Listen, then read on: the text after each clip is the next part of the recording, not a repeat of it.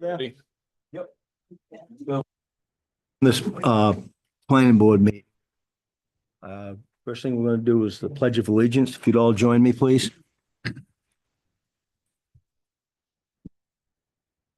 Pledge allegiance to the flag of the United States of America, to the republic for which it stands, one nation, under God, indivisible, with liberty and justice for all. All right, thank you.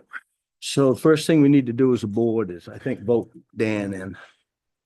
I'll make a motion that we move Danny Day from alternate member to voting member tonight. Do I have a second? Second. All those in favor? There you go, Dan, you're on board. Thank you.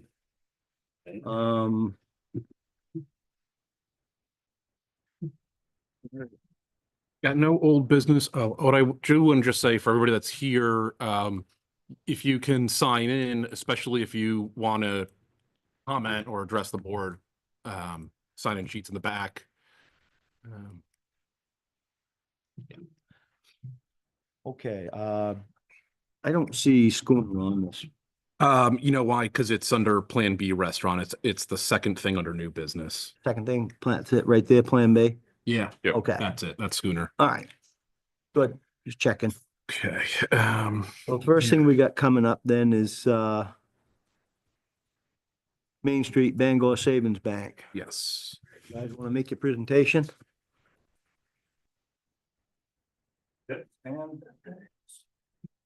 I guess we set on the set. Right? Yeah. Yep. Okay. That's this. That was crowded too much there. Want to move that table forward a little bit? They're not tripping over On Scott. people's toes there. Yeah. Gotta say, not as light as I used to be.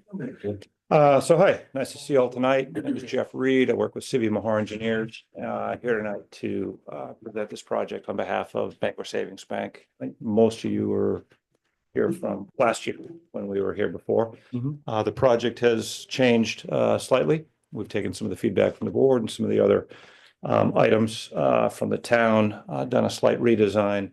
And just wanted to present it to you folks here tonight, on a sketch basis. Just to get you familiar with the changes so that we can then issue our notices and hopefully present it for approval at the next meeting. So a lot of the things about the project are still the same. We're still presenting this as a site redevelopment project for lots 28, 30, and 31 on tax map number 6. Okay. We're still in the C1 zoning district and in the commercial shoreland zone. The combined parcel total still 42,125 square feet. And a portion of the site is still in the FEMA flood zone. The existing impervious area on the property is right around 33,100 square feet. This design has got a reduced number of spaces from before. We're reducing the overall impervious area by 9,200 square feet roughly. So we're going from approximately 95% impervious area coverage down to about 68% impervious area coverage. And you can see what we've done here. We've got some green and landscaped areas around the proposed parking, basically restriped, regraded, to accomplish a couple of things. Similar goals to the last. There's going to be in the green area, the landscaped area, there is going to be some shallow swales to convey stormwater runoff from the existing impervious area adjacent to the project, as well as new parking lot back down towards the river. We've got a one-way in on the right-hand side there, and then basically to take advantage of the one-way in coming in to the right-hand side of the Bangor Savings Bank existing building. And then we'll have two-way circulation on the way out to account for the existing traffic circulation patterns there right now. The overall project is going to have less than an acre of disturbed area. So the DEP permitting process for this is going to be fairly straightforward. We'll be filing a NERPA permit by rule application. And that's not so much for stormwater or anything else. It's a part of the project is within 75 feet of the Damariscotta River. which is a protected natural resource. So because some of this work is going to be within that 75-foot area, we're required to fill out the permit by rule application. What we are doing is we're staying more than 25 feet away, though, so that additional permitting is not going to be required. So the bulk of the work is going to be in the non-sensitive area. Out of the 34 proposed spaces, there are 4 spaces that are going to be dedicated and signed for the Best Thai restaurant. As you look at this over here, they're going to be the 4 actually closest to the existing restaurant. Thanks, David. So there'll be 4 spaces there signed and dedicated towards the restaurant, as well as 2 ADA compliant spaces for bank use there. The other spaces are going to be primarily dedicated to Bangor Savings Bank staff and patrons, although the public will be allowed to park in there as well for open spaces. So again, with this revised plan, we submitted it, I think at the beginning of, I can't believe it's already March, but at the beginning of February for today's meeting. We got some comments back from Michael, and we responded to those. We got the comments back on Friday. We responded on Friday.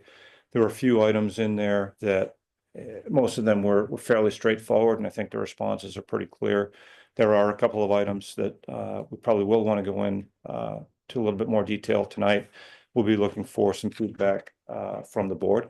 We think we have solutions that are going to work for the towns as well as the bank, and we just wanted to run those by you folks to get a preliminary reaction so that we could then finalize and then come back and see you again next month. So again, some of these are fairly basic. There was a question on lot size, and we've identified that our survey varies slightly from the tax map, which we would normally expect. So the 42,125 is from the survey, and that is the more accurate size for the overall combined parcel. Yeah, I think I saw that. The other number I think was in the application somewhere, but It was in the application in one spot. Okay. And it was a typo. Okay. So, That's, yeah. So the clarification, we can provide an updated copy with that removed. Next month. nail that That's- down. That's, that'll I make things kind of easier. figured it was a typo or something. Yep, that was a flyer. We do our best to cut those out, but we Yeah, don't fair always get enough. them all. The other question was a larger one, and I think we have a good solution to that, and that was the fact that the number of spaces that we're proposing is more than 120% of the allowable use for the square footage of the bank. So we're proposing 34 spaces, which is an overall reduction from what's there. There are 45 spaces there right now. So we're reducing that as it is, but the 34 is still higher than the 120%.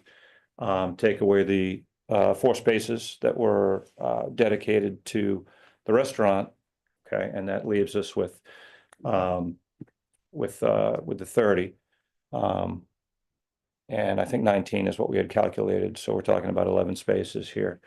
Now, I noticed and I went through and I looked, and in the ordinance, in the general chapter 101 of your land use ordinance under district regulations, there's a section that outlines under general regulations for all district that for unlisted uses, that the board has the authority to approve the unlisted use as a conditional use if is compatible with the permitted uses or conditional uses listed in the land use table for the district. Now, in the land use table for zone C1, parking as a principal use, which is the item that Michael had identified, is not listed. I think that given the location and the area of town, the fact that we are reducing the overall impervious, the overall number of parking spaces in that area, that's an item that we would look for a little bit of grace from the board. We'd ask that you consider the number of spaces that we have here as an allowable and as a conditional use. That's one of the items that we're looking for kind of feedback from you folks on, if that's something that you would entertain and consider. The other item that we did want to talk about as well was the photometrics plan and the parking lighting. So we do have 4 new pole mounted lights for the back here, which I think everybody will agree is going to be a good thing. The town lighting standard calls for a 1/10 Yeah, 1/10. at the property line. Yeah, which I think Which we meet. you all recall, this came up with Clipper Ship. Okay. Essentially, the lighting standard, I think, is what we've found in the past, is that it's in order for an applicant to actually meet that 1/10 of a foot candle in a parking lot, they would need to have like lights every, I don't know, it's like 5 Yeah, feet. so- It just wouldn't work. And it's also very low. Right, so what winds up happening in a situation like that, so we're talking a little bit about 2 different things here. So there are 2 standards for the lighting in town here. And one is the 1/10 of a foot candle at the property line. And we do meet that. The other part of this is the 1 foot candle at the ground surface in the parking area, which, to Michael's point, is very difficult to meet. When we don't meet that, we're, I think, at the highest about 1.5. But in order to get that light intensity that low and that uniformly, you wind up with more shorter poles in order to get that type of coverage. The poles that we're proposing are standard 15, 16 foot light poles. And what we have right now is we have a pole set up basically north, south, east, west on the parking lot. And again, we do meet the standard of a 1/10 of a CFS or less at the property lines. So we're not spilling over. And all these fixtures do conform to current lighting standards in that they're all shielded, they're all full cutoff, all down lighting, they don't shine up. They don't pollute the night sky, and they preserve, stargazing if you want to, I suppose. But the only requirement we would be looking for relief from there is the 1 foot candle at the ground surface on the property in the parking area. And I understand that that's something that may be considered as well. So those are the two main items that I wanted to present and hopefully get some feedback from the board tonight. Outside of that, I mean, most of the other comments were pretty straightforward. I think the only other one that we had was a question on snow storage, which will be accomplished largely. Smaller storms, everything's going to be pushed to the outside into the landscaped area. For large storms, if there are large accumulations of snow, we'll probably want to be careful there and probably stockpile it in one of the back corners on the edge of the pavement, just because we do have some trees and some other landscaping around the outside that we're going to want to protect and preserve. So if there are larger events, we've got a big pile, then we'll store it on the pavement, and then we'll deal with that as we need. But smaller events and that sort of stuff will just be taken off the pavement and pushed to the sides. And all that there. So I guess with that, I'd love to take any questions if you have any. I'd love your feedback on both the conditional use for the number of places, as well as the potential for a waiver for the lighting standard. Right. So let me, I guess, give a little bit of context for the board and anybody who's here Sure. about this project. I mean, everything that the applicant said sounded accurate. The process that we're working through is, I know some people heard about this through the grapevine. Public notice will be coming. So Absolutely. if you're at a butter, you'll get mailed notice plus, the ordinance requires it to be in the newspaper, I think twice leading up to a public hearing. And my assumption is the public hearing will be at the next planning board meeting. So if you haven't heard about this yet, that's why. Hopefully you will, assuming everything goes properly. So that being said, the board probably shouldn't consider approving or rejecting or anything like that at this point, because we can't have a public hearing yet. If you want to, hear what any of the members of the public want to say, that's up to the board at this point. The official public hearing would be at the next meeting. So let me, Yeah, I guess- there's no decisions we can make. No, on this. and Right. to support Yeah. what Michael was saying, yeah, it's not our intent. We're not expecting a vote tonight. No, Like I no, said, no. all we're doing is we wanted to get this out in front of you guys. Yep. So you could take a look. I was hoping for some feedback on those two items. Mhm. So that I could then take this, make adjustments as appropriate, if appropriate. And then come back, next month with, notices and everything else with the intent that, next month we'd be able to present for an approval, have a public hearing, and work through that process. yeah, and I would say that for the benefit of some of the Sure. public, because Yep. I know I've a couple people I've spoken with, and I just wanted to make sure that was clear. Are there any questions? There were a couple items that I had followed up with the applicant about. I know you spoke to several of them, possibly all of them. I'll go through, but I'm happy to, if the board has any questions they want to jump on now. Happy to Questions in discuss. particular, it's a pretty straightforward project. Yeah. It looks And good, the the only numbers look good. comment that I would have in regard to both the number of parking places, which, town of Damariscotta is just dying of thirst for parking. Yeah. And so that seems like a very reasonable and common sense kind of thing as far as, well, the law or whatever allows us to do. Right. I would support it to the limit. Yep. Thank The you. lighting, we've heard this, we understand it. And again, well, my point of view would be that I would support, whatever lighting it takes to meet what you would consider or anyone would consider safe. And I know that the ordinance is technically not safe. These lighting numbers are good.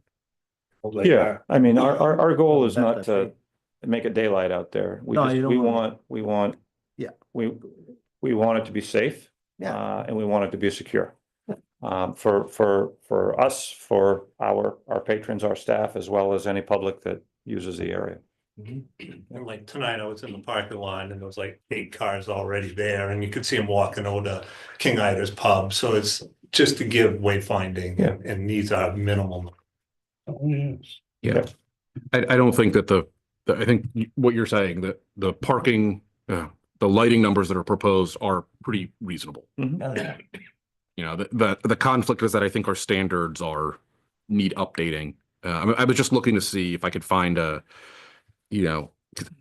tell you, like when someone says 2-foot candles to me, I'm like, I don't know what the hell How much means. is that? Yeah. So I was just looking to see if there was like that's a normal. A reference standard. I know that's pretty, the 2-foot candles is not far off from, and I'm not even sure you get the 2, but 1.8, whatever. Yeah. Well, 2.3 I see in here. So there's 2 of them that are just a hair over 2, but again, Yeah. quite a ways from the property line, which is Exactly, where they're you in the want interior of the lot. the light to shine on your parking spaces versus on the property lines. Exactly. It's pretty minimal. Right. I think that's, I don't think it's daylight that No. we're talking about here. No, So, it's not even close. all right. So let's see what else we got. Site plan. Oh, yeah, one issue that did come up was curbed landscaped islands. And That's right. let me see if I can find the language in it's not shoreland. It's in the site plan. Yeah, we looked at that and put parking spaces over 40 it requires landscape islands. This is under 40, so our landscaping is around the perimeter. Yeah. Correct. Our intent was to, again, to minimize the impervious footprint. And I know too that, again, and I took a look at the out ordinance as well. And, you know, I don't want to presume the intent, but the ordinance does read about, you know, the island should be, you know, 10 feet wide, vegetated, used for stormwater, management, storage, treatment, that sort of thing. Yeah. Those are not issues that we have here. What we're just trying to do is again, provide a functional, usable parking lot and increase a little bit of green space down here. And have all the landscaping and yeah. around. Mhm. Yep. Yeah, I don't think that's unreasonable. No, I think he's Uh, right on. So as long as I'll try and like kind of nail that down with some language for, Yeah, I don't think. We it's a actually- problem. Like you said, you know, the We're happy to numbers don't trigger that. do a written request for a waiver for that as well, if you think that that's something that would be supported, if that's a clean way through. it sounds like it would be supported, but I don't think it's necessary. yeah, that's Okay. what I think is Not probably necessary.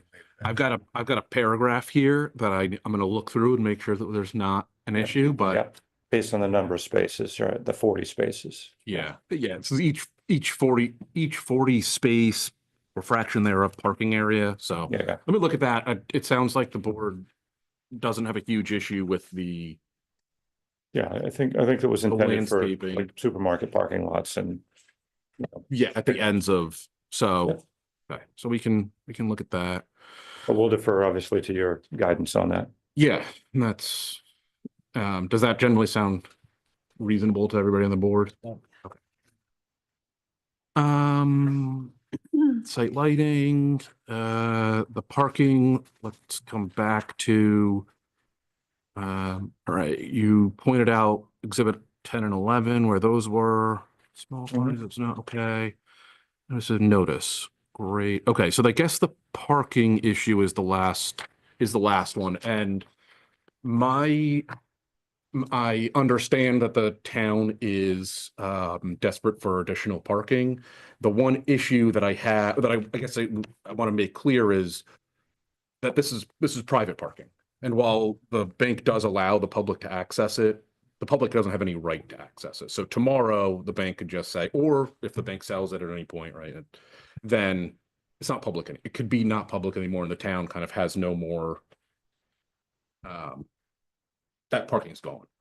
So I think that's part of the reason that there's a limit here of 120% is to try to limit private parking to be what's necessary for the business that's there and not overpark, because again, it's not public parking. So if the planning board is, doesn't have an issue with, I guess the way to go about it would be if the planning board thinks that a conditional use of parking as a primary use, it would be allowed, just make sure that you understand that it could very easily not be public tomorrow. It just, There's not even public access to that. to where this part, I where don't this, think so. yeah, I don't and- think There's actually even any public access to it. right.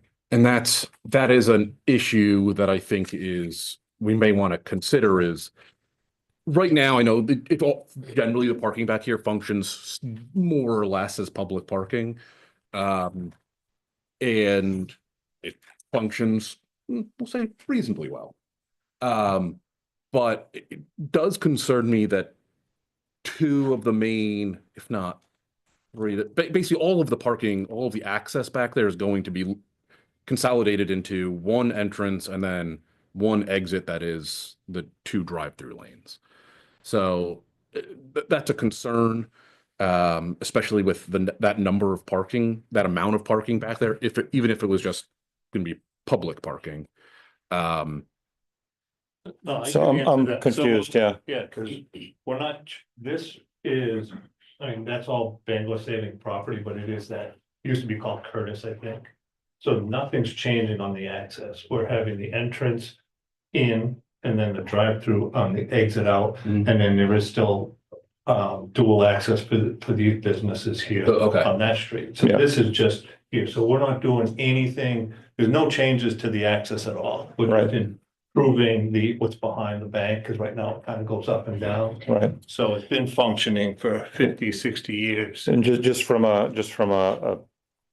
that you guys understand too, the portion of that is shaded along that left to right area. I mean, it's shaded because we are gonna remove the pavement there because we have to adjust the grades slightly to make sure everything matches in without any huge, abrupt grade changes. So that's gonna be where we match into existing grade and match into existing pavement. So it's improving what's there. But it's not changing the function or the use of what's there, if that makes sense. Okay. Michael, what's the magic number that is allowed for that business for parking spots? For that use, let me see what- So it's 19, 19. and then you can do 120%, so that gets you to 23. Right. Plus we have the 4 for the Thai restaurant, so that's 27. So we're talking about 7 extra spaces. And bank might not need them. I mean, they're not gonna restrict them. I mean, they're a community bank, and I mean, that's the worst thing you can do is this. And they don't want to have a situation. I mean, it's been open all along, and that's how they want to keep it. So, but we're talking about 7 spaces. Yeah, what I've got is parking, according to the site plan review, the number of parking spaces for a bank use is four spaces per 1,000 square feet. This is 4,500 square feet, which is 18 parking spaces, 120% of the minimum. Would be 21.6 parking spaces proposed. So, when we're looking at 30 parking spaces here, which excludes the best ties 4 spaces. Yeah, that's I guess depends how you want to cut it, but it's So is that, 9 and I'm or again, 7. not trying to split hairs here, but it kind of matters. So the 21.6, does that include the additional 20% up to that limit? Or you take that 21.6, add 20%, and that's where the, Oh, I see what you're saying. you know what I'm saying? Is Yeah, it, you're saying, I'm just trying to find where the line is. yeah. I didn't do all of the math that I did was Yeah. basically like above 21.6 spaces is Okay, so 22 spaces. right. Yeah. So, yeah. Or yeah, So add 20%, and that's gonna be another 4 or 5 At the end spaces. of the day, it's It's not many. 7. Yeah. I just wanted to bring up that there is an avenue to accept this. The board can accept it if they choose to as a conditional use. And I just want to make sure everybody was aware. Yeah. And again, kind of gauge, it'll be important for us in a month when we come back to make sure that we kind of get your reaction on this and know if we need to change it or not. yeah. So I think that like you were pointing out, the pathway to this number of parking spaces to more than that 21.6 spaces would be for the board to allow parking as a primary use as a conditional use. Right. Which I think could do. Doesn't have to do. And yeah, so I don't know, other questions or thoughts on that? I don't have a problem with this. Anybody have any No. questions, comments? I can't we should be restricting anything downtime. We can get it, I think we'll just approach it from that point. Now I'm gonna ask the board a question. Do you guys want to let the public speak on this at all tonight, or do you want to wait until we have a public meeting next meeting? Well, on a practical level, they have left their houses, have come here. And probably had something on their mind. Do you want to put a time limit And on this? that's We've got a bunch of stuff to do tonight. I would, Think- you know, Might want to do. Only been 10 minutes? We could also do it by person, just, give like every 3 minutes or 5 minutes to, Well, it depends on how many people we got want to talk. ask a show of hands, just so the heck of it. How many people want to speak on this? 1, 2, 3. Yeah, a line I see. Four in the back. 5 or something, 5, okay. So- 2 minutes apiece. 2 minutes apiece. The other thing too, if they make their points known for us You tonight. need to stand, state your name. Sure. Yeah. Come right down front. My name is Wayne Moore. I own the Murray Hill property adjacent to the bank. Yeah.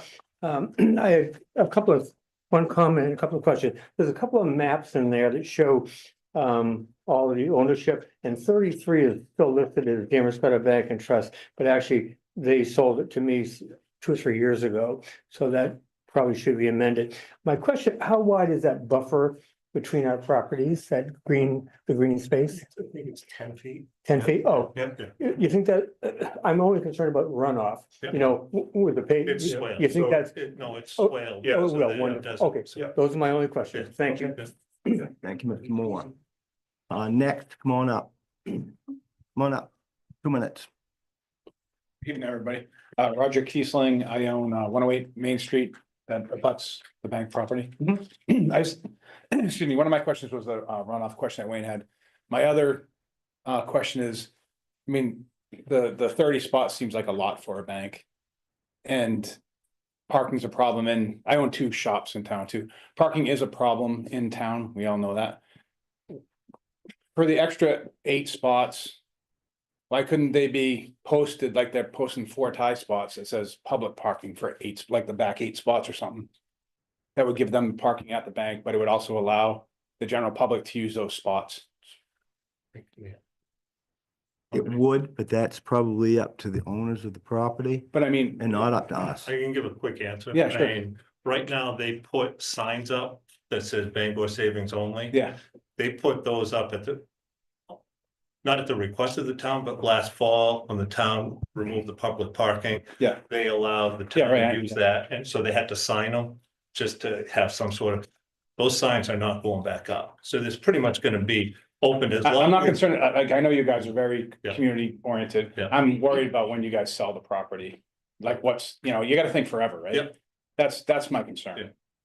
And I just don't wanna get it locked in that all those spots are gonna be, it's a lot of spots for a bank. Yeah, there'll be, Yeah. there's extra. Right, and So- yeah, so anyway, something to think about. Well, I think like Michael said, it's private property. We can't make them post that. And there, if they sell that tomorrow and somebody wants to have no parking there, we can't make them save those spots that Bangor Savings had. So our hands are kind of tied to some degree. I was gonna say, cut the spots now, then you're never gonna have them. Correct. Okay, who's next? 2 minutes. Emily Davy, I own Macadamia at 74 Main Street and also am a property owner at 74 Main Street.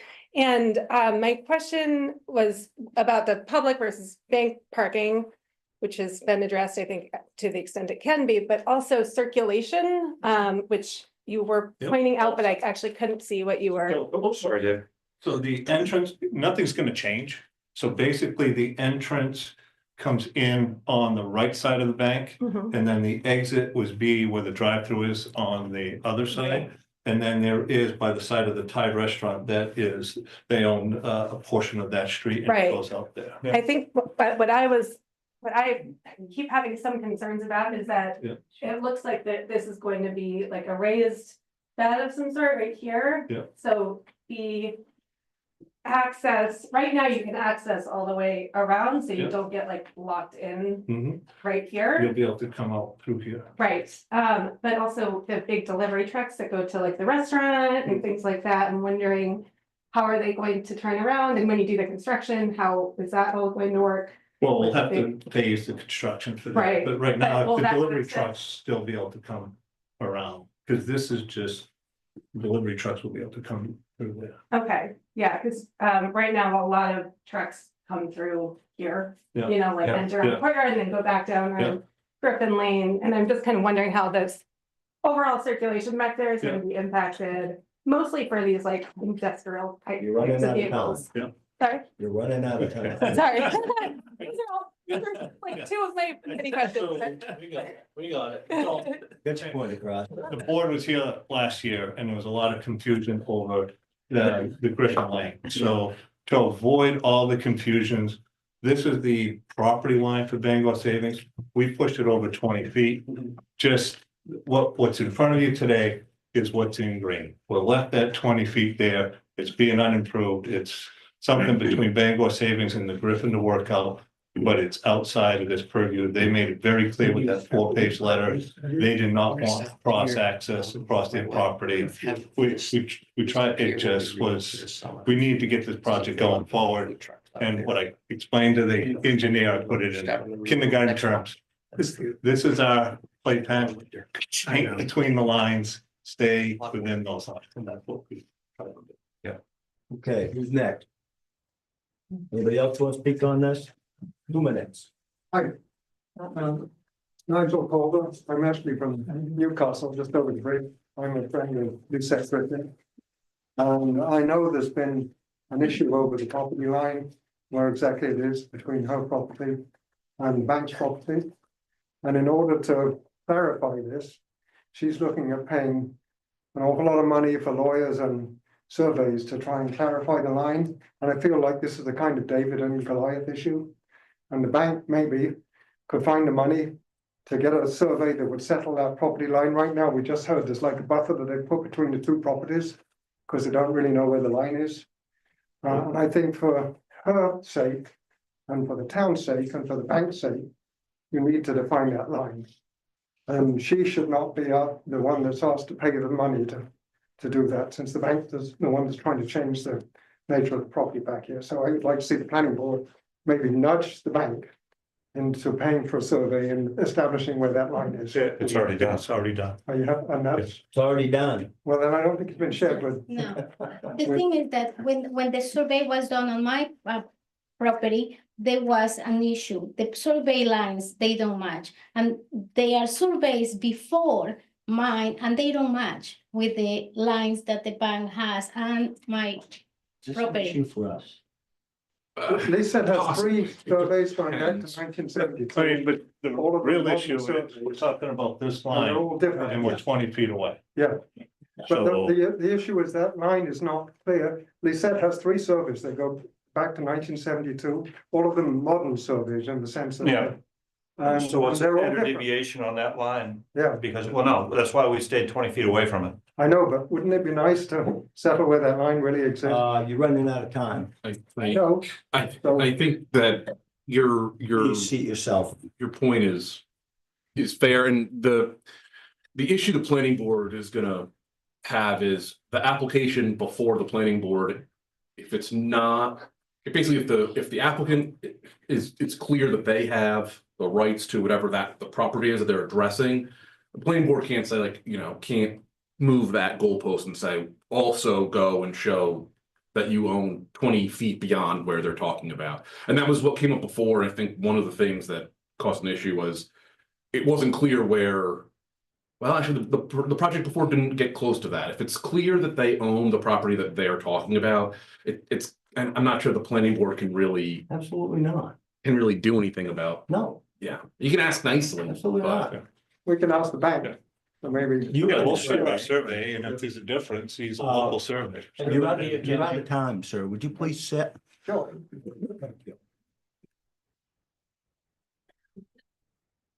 Anybody else got 2 minutes? I have an issue, really, Want with 2 the minutes? Griffin Come Lake. down, state your name. Lisette Griffin, and when I the Got map 2 that minutes. my lawyer sent me is similar or different from the one that I'm seeing here. And my issue is that when they're gonna do that, we're not gonna be able to go around. And when the delivery, the delivery for oil and the delivery for the truck's not gonna be able to go around there. I mean, there's not gonna be enough space for even for a fire truck to go there. I think it's an issue. I think it's an issue of the town, because if you approve it, then I'm gonna have a smaller space and we're not gonna be able to go to my north side of the property. I think circulation is something that the planning board should consider. It is in the site plan review ordinance. Item H under section Circulation on private property? something. Well, I'll tell you that the site plan review ordinance, one of my biggest problems with it is that it is very vague and broad.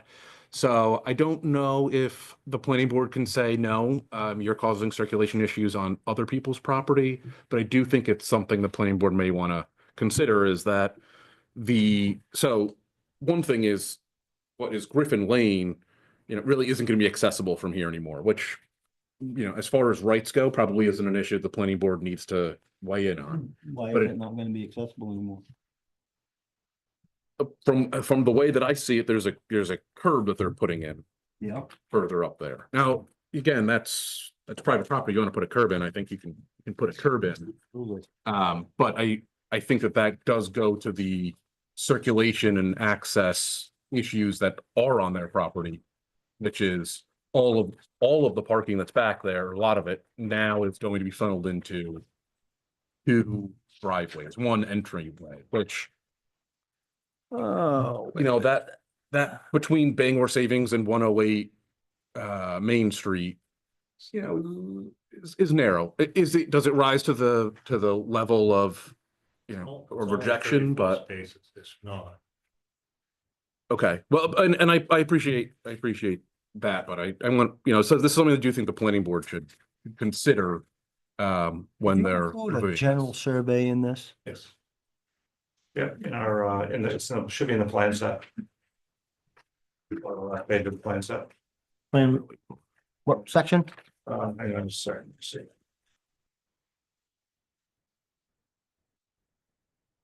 I mean, I don't think they're encroaching on her property. You know? No, that's not here. This is, That's not. so this is the That's property actually line. talking about a general survey of the entire area. Oh, We do, Because I think there actually is one. I believe I saw it online. it's in the project plan set. It doesn't have a plan number, but it's after D101 is the second to last plan sheet in the set. oh, okay. That was the survey that we had completed by, this. It shows her property and shows that her right Yes. of way that goes to the river. And they're not encroaching on that. No, not well, and they're also not proposing anything that's too close to that property line. No, and that's not, I don't think that's an issue. I think my concern is really, Certainly. And then those lines are what we had based our line work off of. in the plan set, obviously. right. See where she is back here. There was an overview. So we have a I lot have seen consolidation plan as well, which kind of simplifies this? that a little bit. Is this, That's that the one you're thinking of? way right there. Yes, that's the one we just pulled up. Yeah, that's the one. Yeah. That's the one. Okay. So, You want this back? You can keep it if you want. I know you already have a copy, Yeah, yeah. yeah, There's a lot to thumb through there. sure, yeah.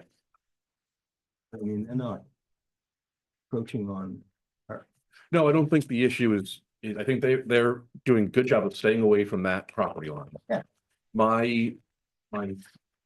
The thing that I want the planning board to consider is that the traffic that goes in and out of Griffin Lane and in and out of, I guess it's Court Street, that connects to Main Street, this part of Court Street, not the back part of Court Street, is, yeah, that's Griffin. Yeah. Is that traffic that goes in and out of Griffin Lane now will be going in and out of either Court Street or the bank drive-through.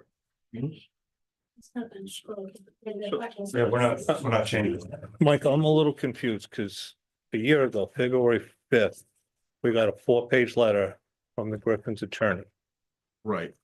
And it That's says, not what the issue, the issue. No, that no, I'm- this is no, the that's issue. not the issue that I'm talking about, and I don't know why you keep pulling it back to that. well, because he The says, issue that I'm talking about has nothing to do with the property owned by. no, but they requested in there, they said, no portion of the applicant's access over that lane can be or allowed because there is no easement benefiting that property of Griffin Lane. So they said in this letter, they did not want to grant us any access across their I don't property, and see that's why how- we put the. What is that how does that impact the comment that I'm making in any way? Well, you Because want us to give does us, that- how I'm can I not give them talking about access? giving anybody access. What I'm talking about is the impact that this project is going to have on circulation in this area. Okay. That's what I'm talking about. That's what I want the planning board to make sure that they are What you're considering. worried about is whether trucks can actually get around this corner. And just back there And in this general. corner. I just think that the neighbors and the other That's the- properties there, we need to make sure you consider them. Yeah, this section is wide open all through there. There's nothing that closes that off. Right. That's a good standard distance right there. There's no reason trucks can't get in and out of that. You know what I'm talking about? I don't know if I have the same opener. You know what I'm talking about? This area right here. So Griffin Lanes, her right of way comes up through here. Right. And goes right to the river. That's. Yep.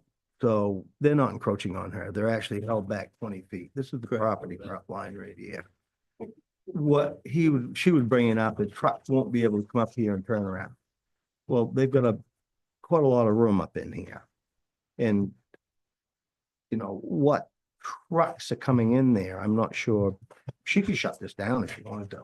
So that's gonna fill these two houses up with oil or whatever here. Yeah. Yeah, I mean, they can get in and out. There's plenty of room. This is not a barrier here. There's a good wide distance here. So this access here, Yeah, this goes right through. that's not gonna go. It's not gonna disappear. That is That does parking not- right now. That does not disappear. Yeah, Okay. that is parking right now. Yeah. And it may remain parking. What's gonna be the issue then? I don't know. Okay. But he's worried about whether vehicles will be restricted in their accessibility into this area, Around those which buildings. I'm not really seeing. In other words, right now, this is just one great big open parking lot. I've been there. a of zillion People times. driving all around everywhere. Right.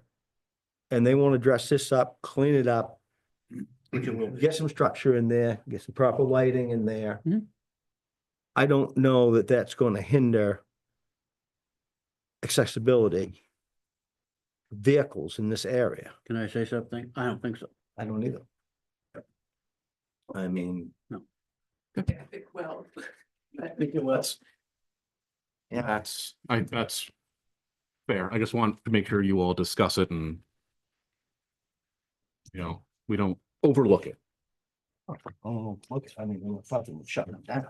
The way that I understand it now, which I don't know if whether it's an issue or not, this plan, you're not getting vehicle access to Griffin Lane when this gets built. Which is only an issue for me for volume getting pushed elsewhere. That is it. Volume off. The current traffic that's going back there, that's back there. Right. That's what Right. that's what it is. See what you're saying. Okay. Well, anyway, So we've burned up by 10 minutes I think, yeah. and then some. And then Are there any other other comments or thoughts from? We've got a month to think about that. Yeah, we certainly gotta look at that and see if there's enough turning radius there. I mean, nothing I can see in here yet has shown any dimensions of what that is and what the turning radius is. And again, we gotta have to make sure that the fire department sees this. So that they could see if they need to get there, if they can get their ladder truck in there, can they make those turns, that type of thing. So we do need to take that into consideration and look at that. Involve fire department too, make sure that they Yeah. actually can get their vehicles in there now. Yeah. Well, I know that is an issue because there's already Court Street, this side of their property was already kind of blocked, so. Yeah. Okay. So. I mean, we potentially could do. they need. We could do. Do you have the information you need before you leave? Yes, if there are additional, so this hasn't gone to staff for review yet? No, You haven't distributed it to the fire department or anybody? that would basically be it, but no. Okay. And I guess my only request would be, when we get this turned around and submitted back in, if they have comments or we'd like to get them as soon as we could. Mhm. Just in case we have to react to something, because we are on the other end, looking at some scheduling constraints, so Sure, yeah. it's gonna be April next month. Do you have this project flagged out? Painted or taped or pinned or? It's Identified. scheduled for the spring due to the snow. Okay. Yeah, makes sense. But Absolutely. our timing is, we need the approvals next meeting if it's gonna get done. Because we get the summer season, then Pumpkin Fest, so there'll be another. Well, and if that's the case, then I think that they need to mock up something on that street so that we can see what the turn is gonna be and just what it's gonna block off for out back there, and we need to do a site visit if that's gonna be the case. I think that's the case, man. Well, that's exactly what I'm getting. So that somehow you gotta mock up where the corner of that parking You just get lot in is there, gonna do be. do some measurements. Yeah. Take some street paint, whatever you wanna do. Give me the corners. The new, the parking area. And we primarily gotta see And- going out courtyard, out Really, around that way, yeah, where that's gonna, and really the issue isn't, towards the river, it's up towards the buildings. Yeah. Yeah. So if we had an idea where basically your islands are. So fire department can check that out, we can check that out, make sure that there actually will be adequate turning. If we do that, we can make an arrangement to come down there and, check that out. When did you want to do the sidewalk? Do you do that on your own? Do you want us to no, be well, I there? think Mike will plan it, I think. Yeah. If you let him know when you have it marked out, and then he can probably reach out to us and. Yeah. And schedule that. I think I'll have to check and see what We have to. the process is Yeah. exactly for that.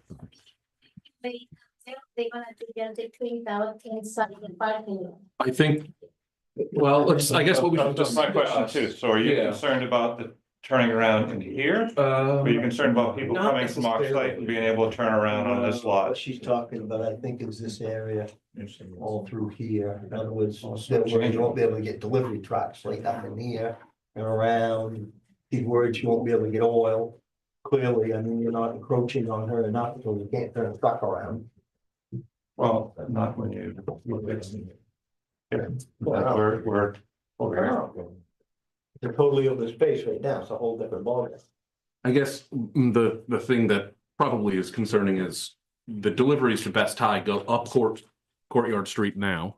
Yeah. And, it's a tractor trailer, so how does it get back out? I think is probably the main question. And dump trucks and propane. Yeah. All the biggies really. I think if we could accommodate a tractor trailer, probably can, but I think it's not only the Cisco delivery or whatever Yeah, can the. Overlay the project on that, On an area? your project, your proposed, can you overlay it on that print right there? Sure.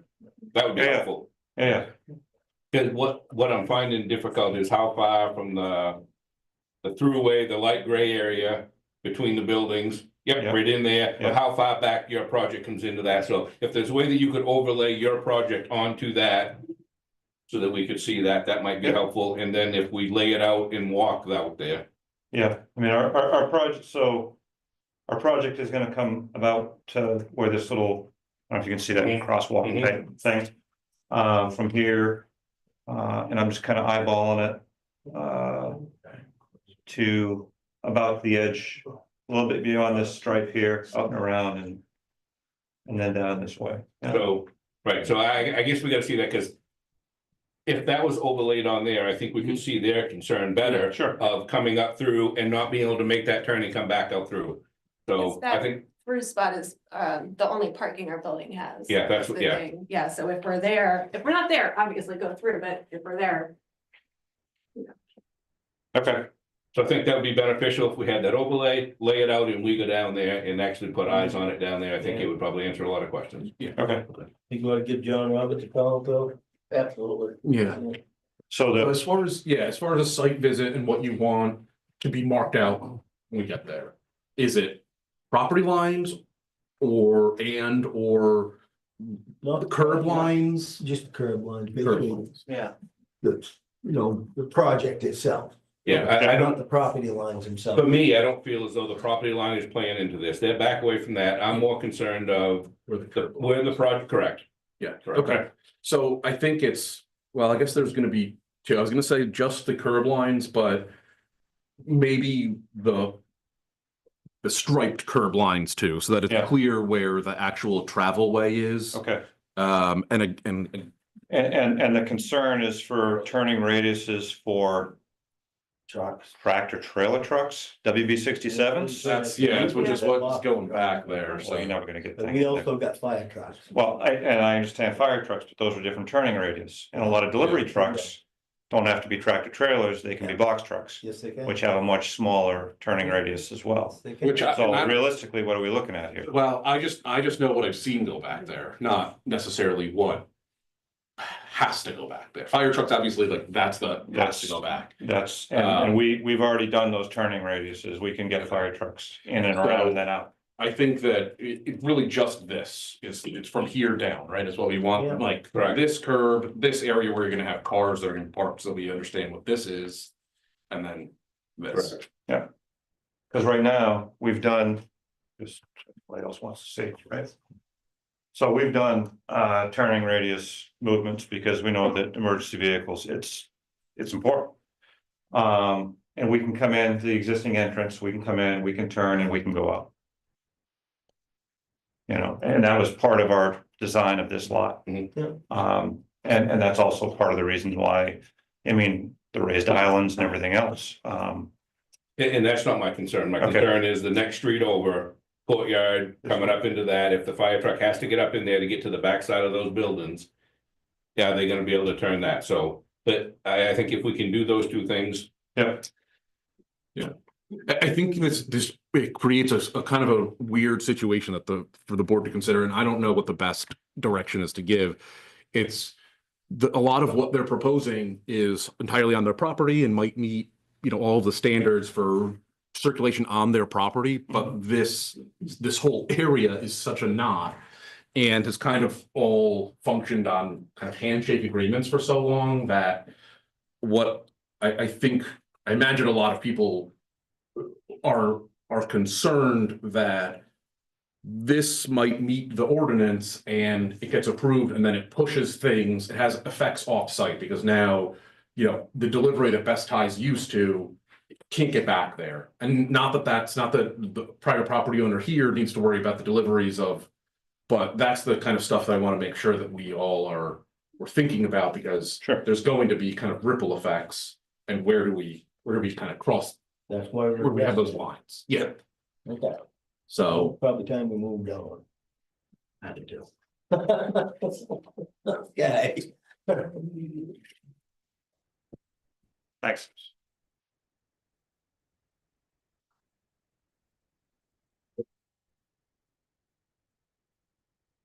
I will try to set. Will you let me know when you have that striped out?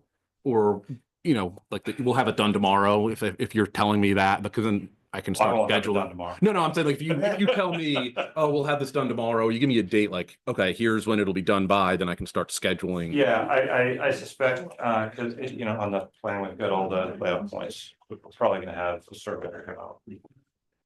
Yeah. Then we'll connect the dots.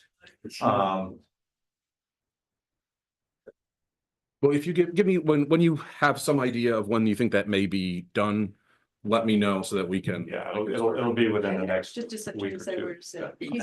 As soon as we can, because again, you gotta get this figured out pretty quick, so.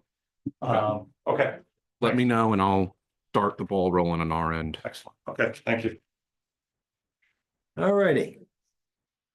So, next up is 39 Main Street, Plan B Restaurant, which is apparently stopped. 39. Should be Yes. 47. I don't know where 39 is. Plan B. What? Are you It says 40? 49 on this. I've seen 40, 47, and 49, depending I on. know it's an odd who's one mailing because me. 40 is across the street, but this is Schooner Landing. You don't. I know. Yeah. Just so you know, And- I'm not gonna be. Kind of conflicts of interest all the way across the board. Yeah, when the time comes. I can tell you stories. And we can get some direction from the attorney, but unless you have like a direct financial interest in the business, then just because you've done work there before, as long as you don't have like a pending contract currently, I don't think it should be. My a pending conflict. contract with him is, if you need something. Pete, you're retired. What are Okay. you talking All right, about? that's, You can't find anybody else. Can't get him to work anyway. that's fair enough. So there were two things we were looking for today, was the rebuild of the pier. We've got all the, permits in place for DEP and NERPA. We're working with Gartley and Dorsey out of, Will Gartley out of Camden. And he's got all that, so all the letters have gone out to the abutters, all those things, it's all been approved by those guys. It's in the exact same place as the pier, basically the pier that was under the building that burned. So it's the same footprint as what the building was, albeit, we're making it a little smaller. That was like 5,600 square feet of pier, so we're coming back from the marina into the parking lot. We're getting rid of the last run, just mainly because all of those were in the mud. With this new design, there's only maybe 6 or 8 pilings total in the mud. Everything else will be on the ground. And that's part one. Basically, I've got maps. I don't know how much stuff you. I think I shared Yeah. probably that map that you have, Okay, yeah. what you sent from Gartley and Dorsey. Yeah, with the pier superimposed on it, yeah. So that's the first thing, and then the second thing was, we hope to set up a temporary setup there so we can operate this summer. And we're not gonna be able to rebuild the building until next fall, and that would be something I gotta come back to you on like right away. But that's still in the planning phases, but what we have purchased is a food truck and a shed that will act as like a dry goods area and a prep area to supply the food truck. Cut the menu back and just do whatever we can do. To keep people employed and keep the place running, for the summer. So that would be we probably will end the season a little shorter than normal, so that we can get moving on whatever we gotta do. So with the intent of being all ready to rock and roll this time, spring of next year with the new building. So that's basically it. I know there was some issues you said with that there isn't the exact statutes or whatever for a temporary setup, so Yeah. kind of no, asking for I will permission. try and expand on those, Okay. but so I think Scott mentioned the first part is the pier rebuild, which I shared with you a map, which I think you all saw. It's online. It's this, if you can see that one. It's Gartley and Dorsey. It's engineered. It's so the shoreline zoning ordinance does require that permanent piers get approved by the planning board. And I don't see any issues here with this. It's rebuilding a pier that was essentially there, or that was there. And it's We are been gonna be building damaged it higher though, a couple feet higher. for flood Well, it's hazard, the correct? state requires new New things to piers. come up out. I'd like to go 4 feet higher actually, but So the higher the better.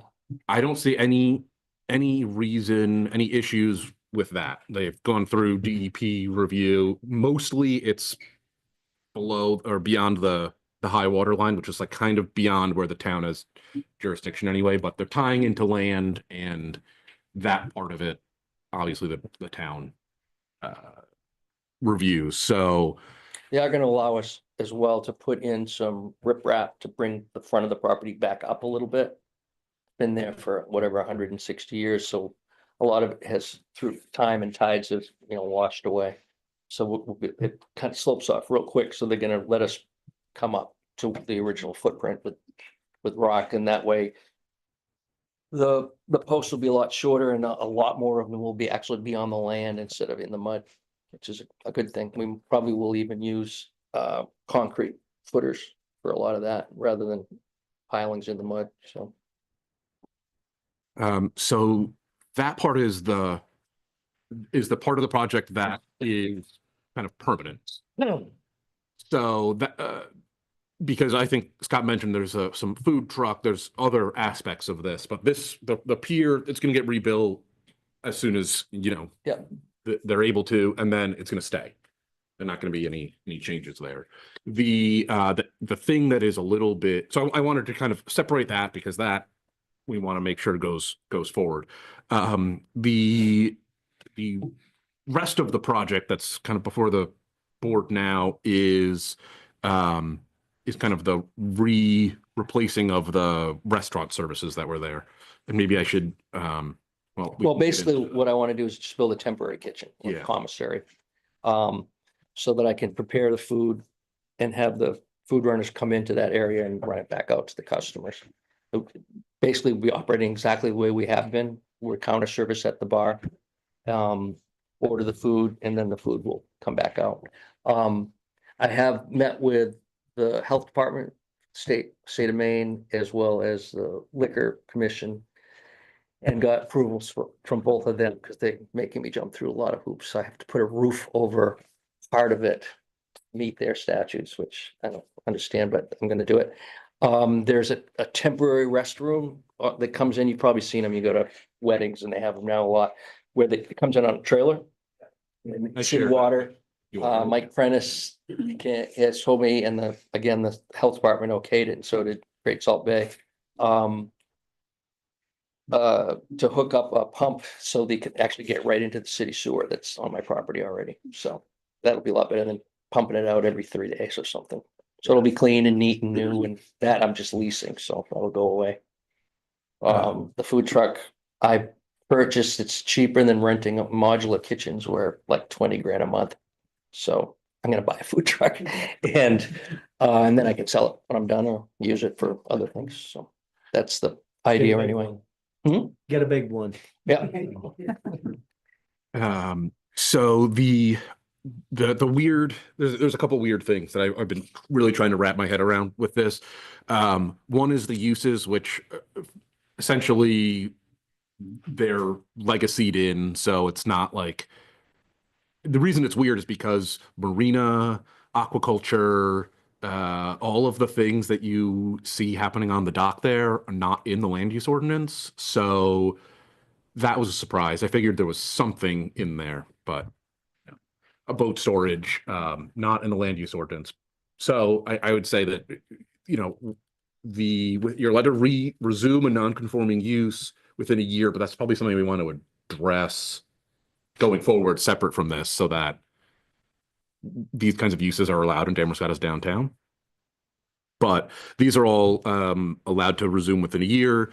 So that was a little bit weird. And then there's a temporary nature to this that, again, the land use ordinance and the shoreline zoning ordinance don't have any real, they don't contemplate temporary, just not something they do, except for temporary piers, but we don't need to get into that. That's a separate thing. So what I'm thinking is, knowing that schooner has a long-term plan to rebuild what was damaged in a fire, that the planning board can essentially approve the restaurant, or basically any of the construction beyond the pier, as a condition of approval is going to be that needs to come back before the planning board within a year once they have their actual plan together. There's some other conditions that I think should happen, which is basically everything needs to get approved by the code enforcement officer or sanitary district, as far as tying into the sewer, making sure that the buildings conform with. You got the letter I sent you, right? Yes, yeah, with From them. everything else. And we discussed this, and it sounds like we're on the same page.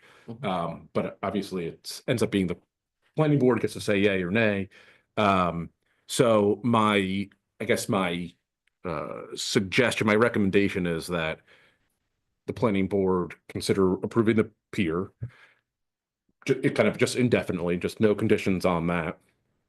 And then approve the restaurant use with a few conditions, and one of them being come back within, I guess we can say, a year from now. I'll probably come back next month. Yeah, which is I great. mean, I need to get it, if I'm gonna try to rebuild next winter, then I need to get all my permitting done now. Yeah. So So because With the the state two as things well. I want to make sure that don't happen is one, I don't want the uses to expire after a year, which it sounds like you're resuming them kind of immediately, right? And we're counting from when the fire happened. And then I think you have 18 months for under shoreland zoning to rebuild the building. And the thing that's tricky is because of the setbacks under shoreland, you're not supposed to be within 25 feet of the water in the commercial district here, buildings and things. But because the building was over the water, the requirement is that the building can be rebuilt as close to 25 feet from the water as is practical. The planning board has some discretion in saying it's not practical to fully meet the standard of 25 feet from the water line. If you look at a map of the pier, it would basically be like a 10-foot wide building down the middle of their site, which I don't think would be practical. So, all of that being said, those are some of the things we're going to have to discuss for the full plan for what like the permanent solution here. And that's where it's like this weird, if we can approve this now with the condition that it comes back, that it meets all the other standards, erosion control, things like that code enforcement can do. I don't see any harm essentially, because I know we also discussed if you can't make a new building work, maybe that food truck stays, but all of that comes back to planning board within a year of now saying, okay, we have to do the full review, everything else that goes through there. A, are there questions? And B, does that sound fair and reasonable to you? Certainly hits fair and reasonable. Okay. So you're hoping no food truck next year then? Well, that would be nice. Yes. Yeah, we'll see. I mean, I'll see what I can do out of one, but I imagine I can maybe do half the numbers I normally do. We'll see.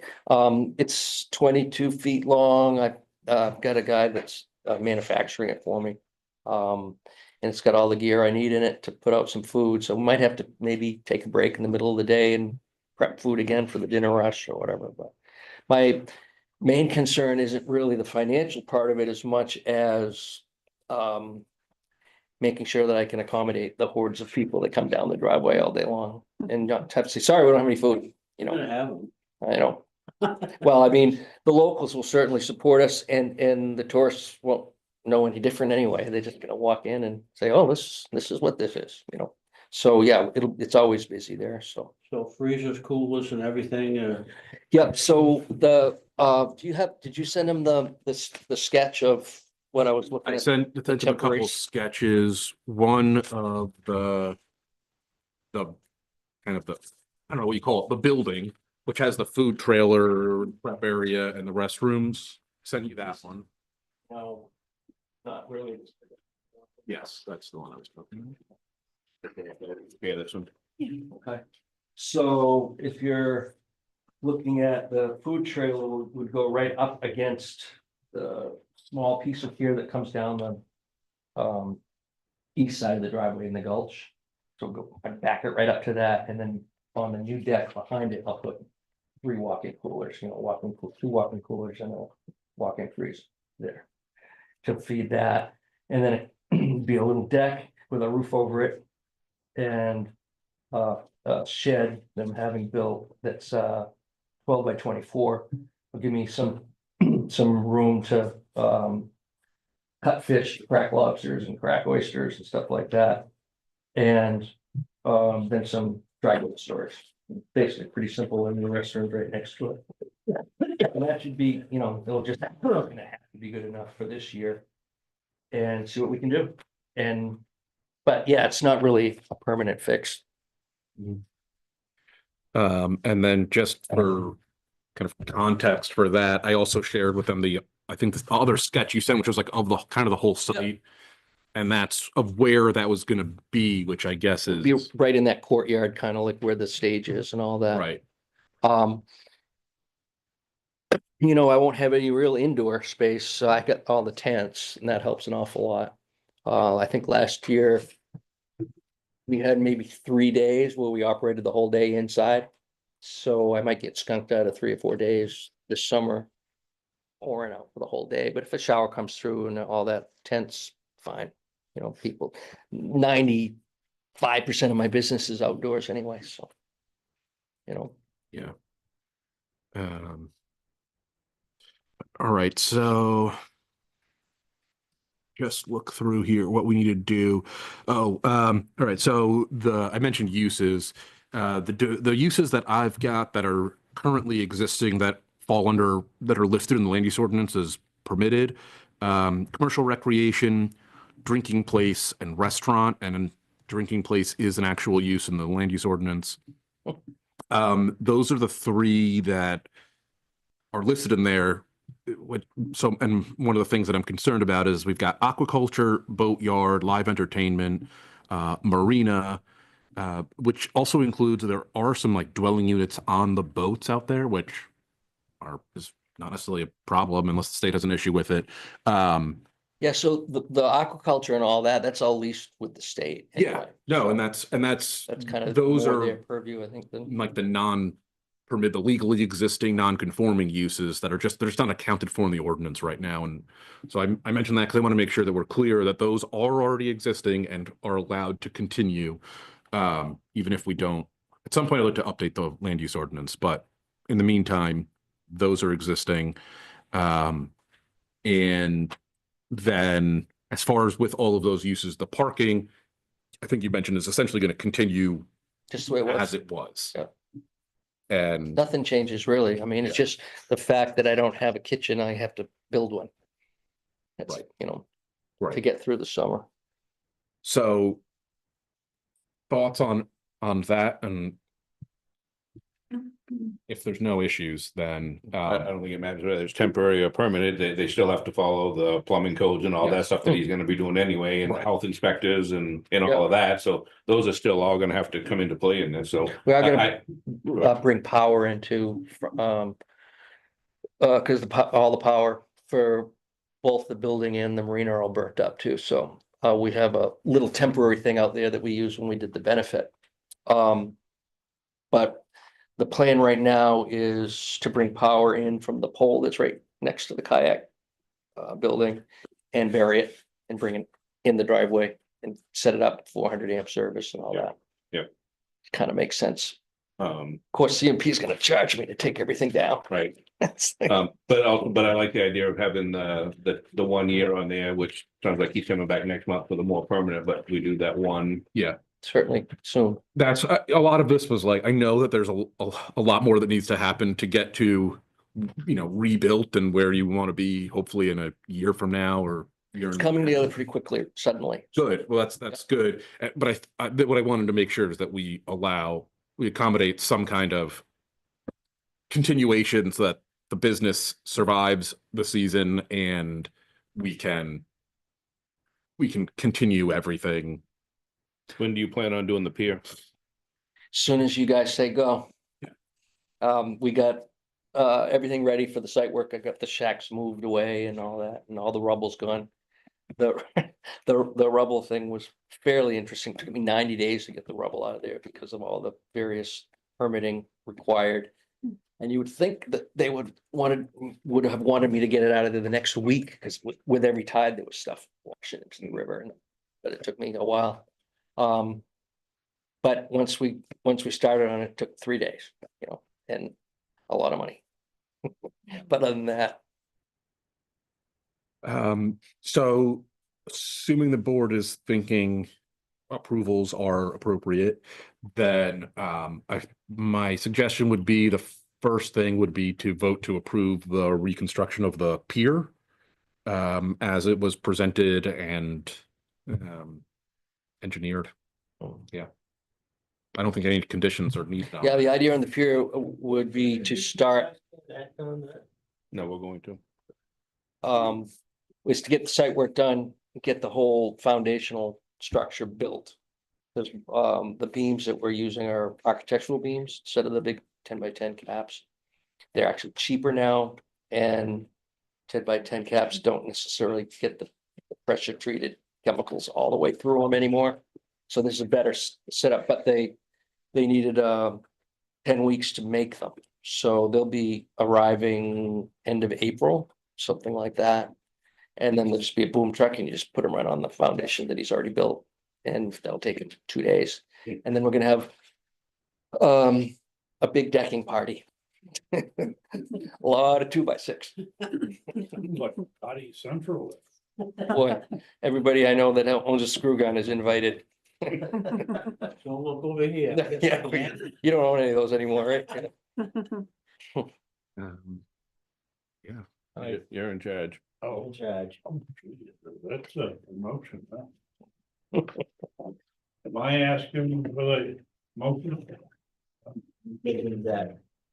So I will entertain a motion to approve the fall as presented. I'll second it. And those in favor? It's approved.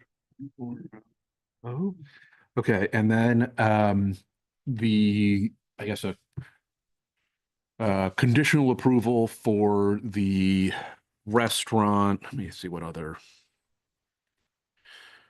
for all the other uses that we've identified. So a conditional approval for the commercial recreation, drinking place, restaurant, as well as aquaculture, boatyard, live entertainment, and marina, including the temporary structures for the food prep and restaurant use.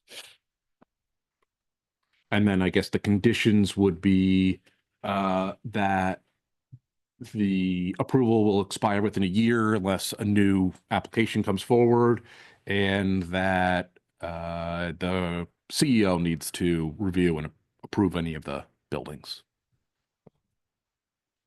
Don't expect anyone No, to be able that's- to repeat that, so I will say as presented that motion. That's exactly what I figured. I'll second that one. Thank you.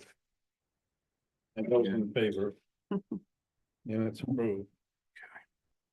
Oh, Good to go. okay, all right. So, I think thank you that's so good. much. All right, And, we'll see you at the decking party. You've repaired some of my deck before, I remember. I've been there. all right. The in-town resident, I'm very excited that it's coming back. But we had some of the letters that went out, gotten mailed back to us with, yay, we're 100%. Nice. There's the opening band. Yeah, All right, next, thank you all. Thank you. next bit of business is Ledgewood Court extension of application approval. Yes. So. You guys are getting kind of familiar. It's good to be back. Should I take it away? Yeah. All right. Good evening, everyone. Good to see you again. Meg Robinson with Developers Collaborative, and I appreciate the opportunity to speak with you about Ledgewood Court, the Ledgewood Court expansion, 32 units of new affordable senior housing or affordable housing to be located behind the existing Ledgewood Court 24 affordable townhouse unit development. I'm here tonight to request an extension of the site plan approval and conditional use permit for the project. As despite our best efforts, our ability to move forward with the project has been hindered by funding challenges that have been outside of our control. To date, we have received, as you know, all of our municipal permits and approvals. We've received all of our required state and federal permits, including the DEP and U.S. Army Corps of Engineers wetlands permit and our DEP stormwater permit. It's our understanding we have no other approvals or permits required at this point in the process. Unfortunately, or fortunately, the low-income housing tax credit is the primary source of funding for the project, for all affordable housing projects. There are 2 rounds of funding administered by Maine Housing for the low-income housing tax credit each year. It's a competitive process requiring that projects maximize the scoring criteria to secure financing. And we have applied to 3 rounds in various ways to date: the 2024 4% round, the 2024 9% round, and I've just recently submitted a pre-application to the 2025 4% round. The full application for that round is due April 3rd, 2025. If we did score high enough in this 4% round to be allocated funding, we'd anticipate starting construction in spring 2026. The reason it takes about a year from being awarded funding to starting construction is that we follow a process laid out by Maine Housing and facilitated by Maine Housing that takes about a year or so. So ultimately, we don't feel that the need for affordable housing has changed, or that the success or viability of this project has changed, simply that financing this type of development can be unpredictable when it comes to competitive funding like the low-income housing tax credit. However, the planning board's support in maintaining approvals for the project is critical to this project's feasibility, particularly in light of some of the recent changes to Damariscotta's comp plan and land use ordinance. I know I'm aware that in late 2024, Damariscotta revised its land use ordinance and eliminated multi-unit residential as a conditional use in the rural zone. Ledgewood Court is located in the rural zone. However, it is on public sewer and public water. It has access to three-phase power. And it was originally permitted under the previous land use ordinance, which did allow multifamily as a conditional use in the rural zone. It was also in a designated growth area from the previous comp plan when we originally received approval for the project. And so we request a continued extension. This would be our second extension of the project. We received an extension last May of 1 year, and I believe our current approvals expires May 1st, 2025. So we would request a second extension for consideration. We'd also respectfully request or wonder what pathways we might have in the future for continuing to extend approvals for the project. What the planning board's view is and your perspective on the project moving forward, since the viability is clearly tied to continued extensions. And I would just reiterate that we continue to actively work to secure funding and demonstrate good faith progress in the project.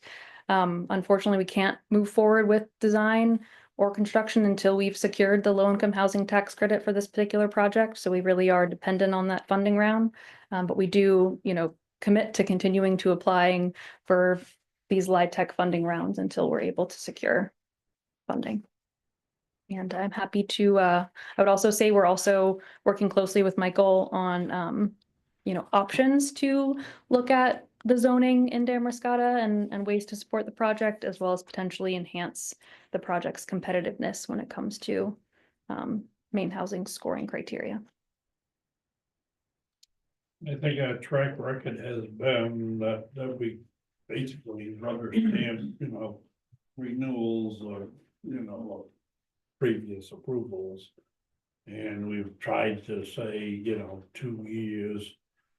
This project certainly is it's been approved.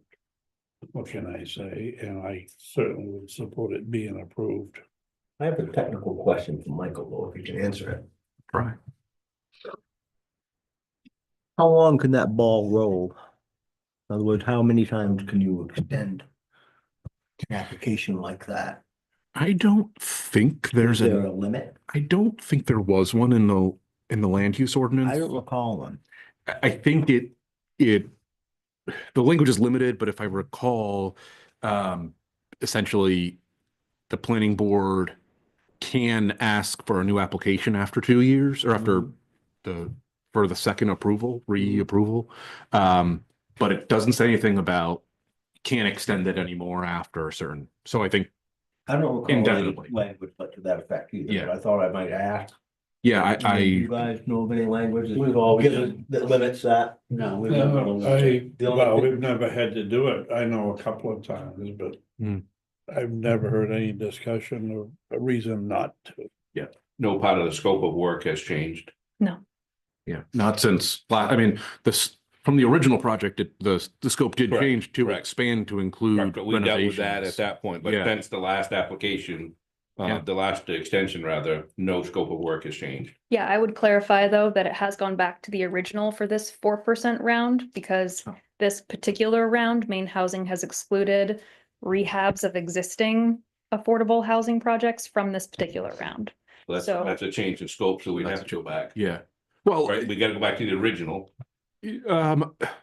I think that the way that I remember the last extension, and I think we handled it kind of separately, where we said it's fine that the 55 plus restriction isn't there anymore.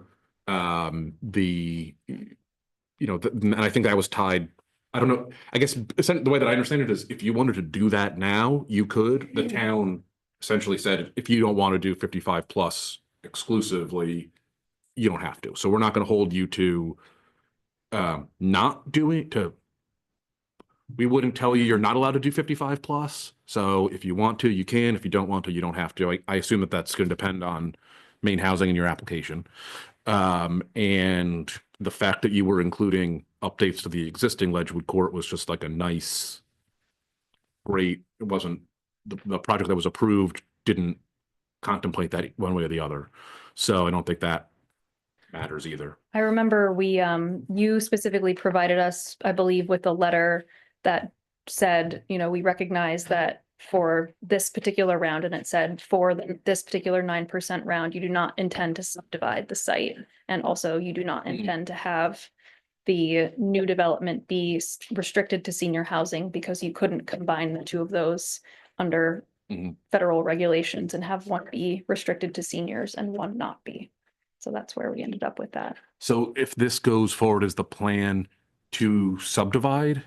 The plan would be to subdivide. And my recollection was it does not come anywhere near subdivision review requirements. It is a single lot being turned into two, and that's not the planning board or the town's purview, really. So just to be clear, you're asking for a 1-year extension from the expiration, which would be in May, of essentially the existing approvals, not changing anything else.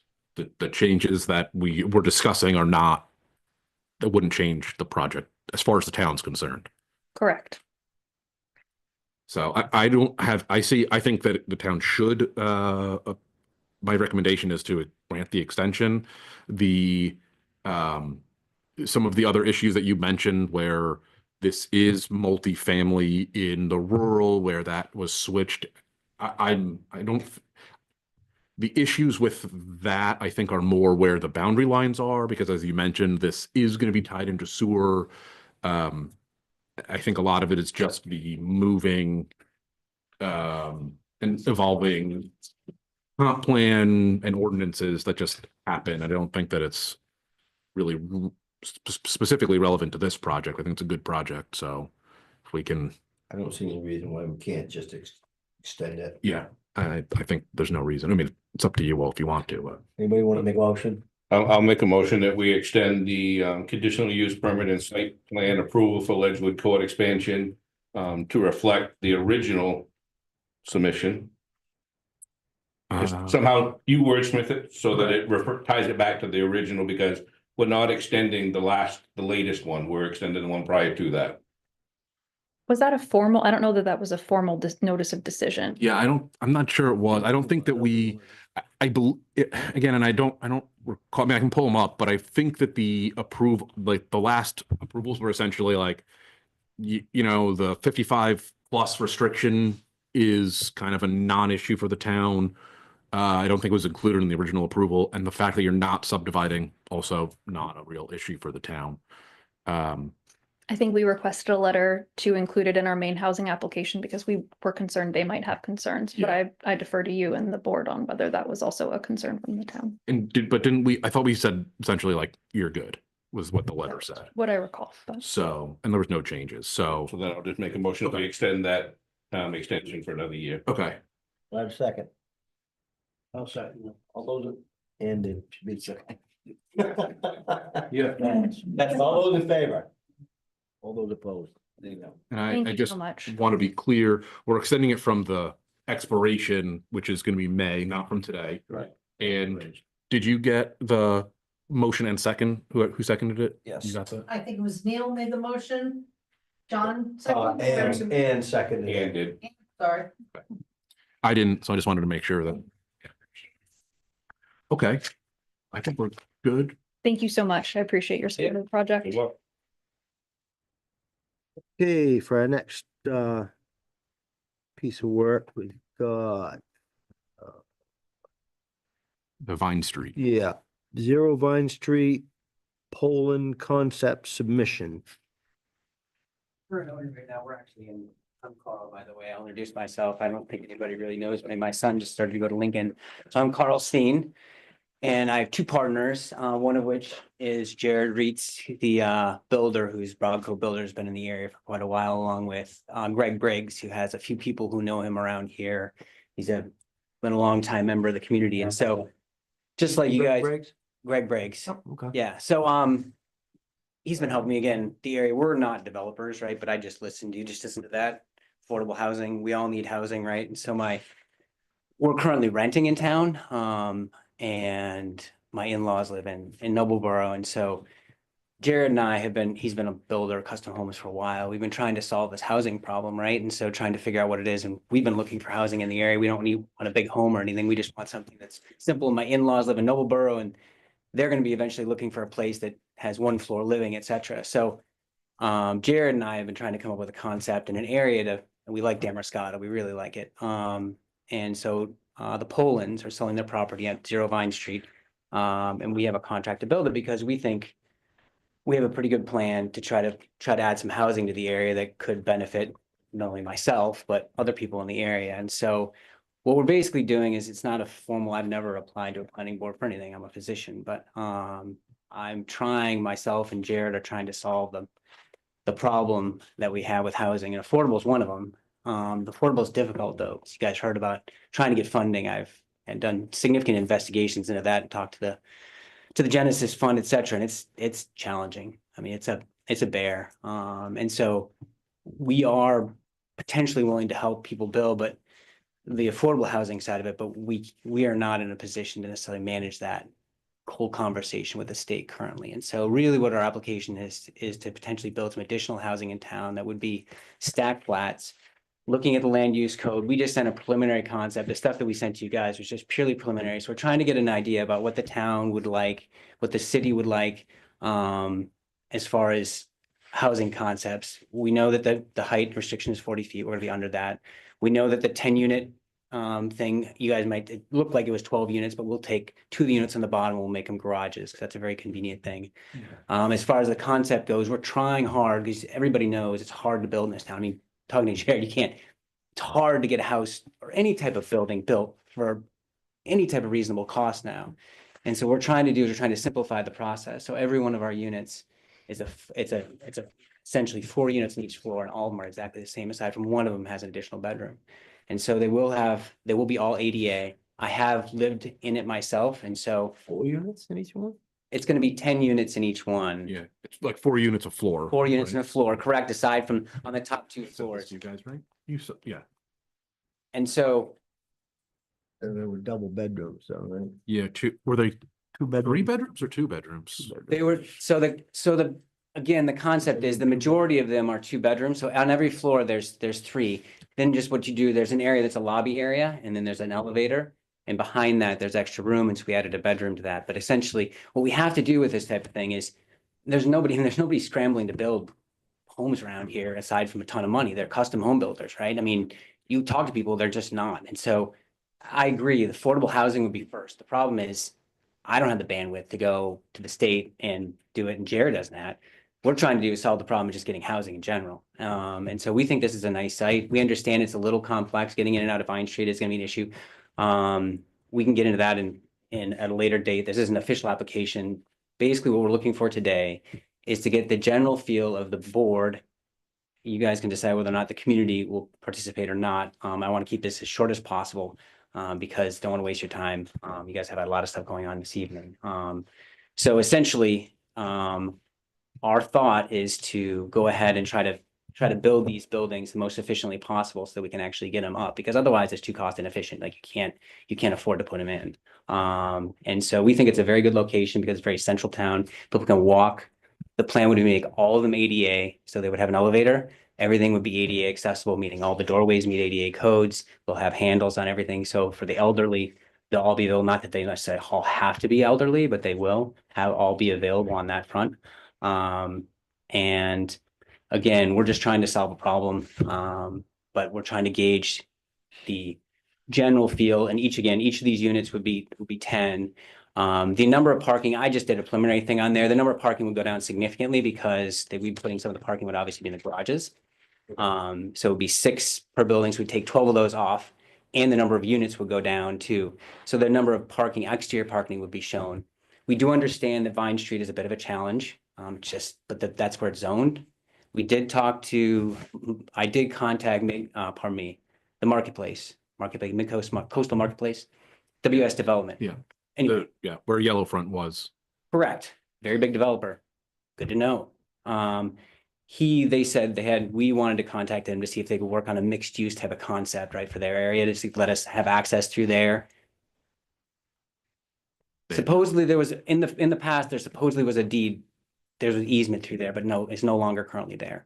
So we understand it would be great to have access down through there, but our only option currently with that property is through Vine Street. Vine Street is a beautiful property. I mean, it's a great street. So, but again, we would try to make it so that we would make the project as amenable to those neighbors as possible. So. Okay. Other than that, I just want to let you guys know that the concept as far as being able to build it's because every single unit is the same. So we're going to be able to build them a little more efficiently than most people would. And so that's kind of where we're trying to make it happen, because obviously nobody's banging down their doors to put in units on the megaplex, unfortunately.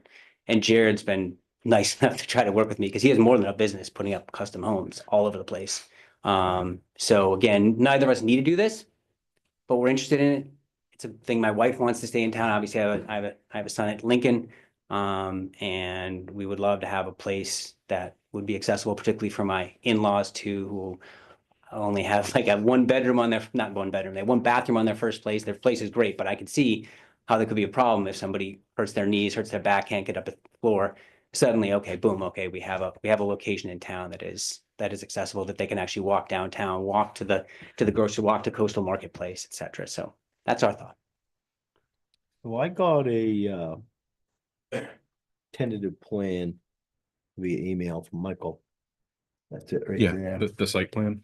Yeah, that I share with the planning board. It's a kind of a double cul-de-sac-y looking road go down in there. Correct. Again, we're not wedded to anything in particular as far as it. There's as you can see that because Gardley and Dorsey is going to I'm not sure if you guys are aware of this, but they had a whole plan for doing a few single family homes down there and some other stuff, right?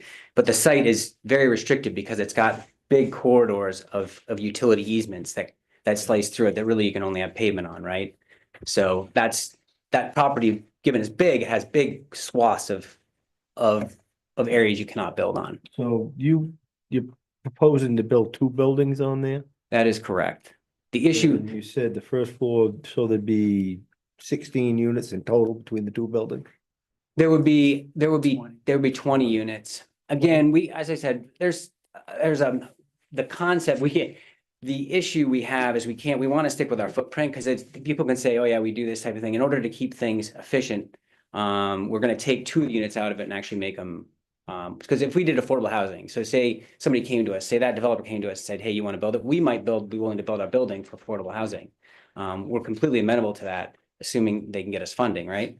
But the concept stays the same. We still have a good looking box that we're putting a bunch of units in that we can stack up. That essentially makes it so we're efficient. And so it would be 10 units per building with 6 garage spaces for each of those units in the building. I think from the conversations that we've had and what I assume will be productive to get feedback from the board, there's a number of different issues that are somewhat separate. One is the buildings themselves.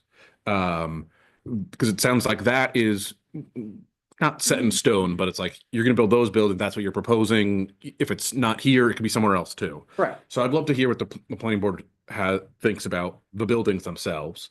The other thing is the site plan that they've got, that they proposed, which I'd mentioned, I think the site plan needs work. I think. I mean, I tried to guide it, as I said, again, this is very preliminary. Yeah.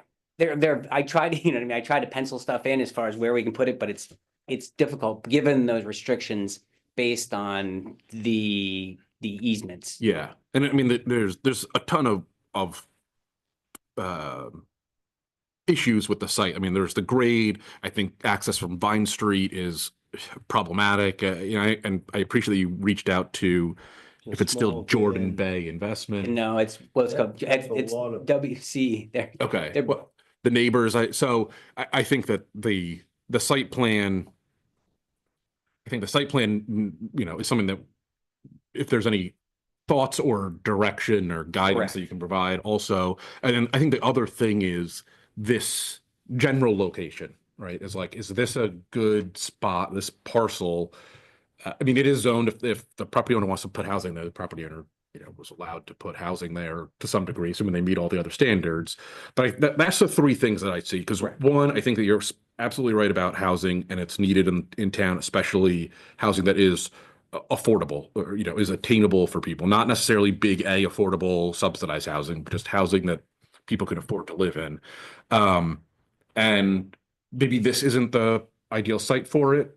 Maybe there's another site in town that's perfect for it. And if, you know, we can discuss that. But if there are kind of general issues with this location, I'd love to hear those. If you've got thoughts on the site plan, that I would love to hear that. And then also your thoughts just generally on the building, which I know what you gave us was a building that's 12, 3 stories of 4 units, and you're talking about taking 2 back units out. Two of the units out, correct. And so it makes it so, because again, because the code also says, and it also makes it more friendly. I mean, you know, again, the problem, I would almost take 3 units out. The problem is you can't get around to get access on the back side for the other 3. And so you look at the look of where it's at. I mean, the 2 units, I think I'd just like to hear feedback, you know, the project may not be feasible if we can just do 1 unit. I mean, again, we can look at it, but it's suddenly, you know, by the time you run all the utilities and do all that type of stuff, it becomes a bit of a larger carry as far as trying to support all the infrastructure you're going to use. So that's kind of what we're getting the feedback. We don't have to do anything for town. You know, we'd love to work with you guys, love to work with the town. Don't want to, you know, disturb any neighbors. I want to be one of them. Sure. You know, on my in-laws to potentially have a place eventually to have. So I think that's what look with the site plan. If the issue is the site plan, I imagine, you know, design can take care of things. Yeah.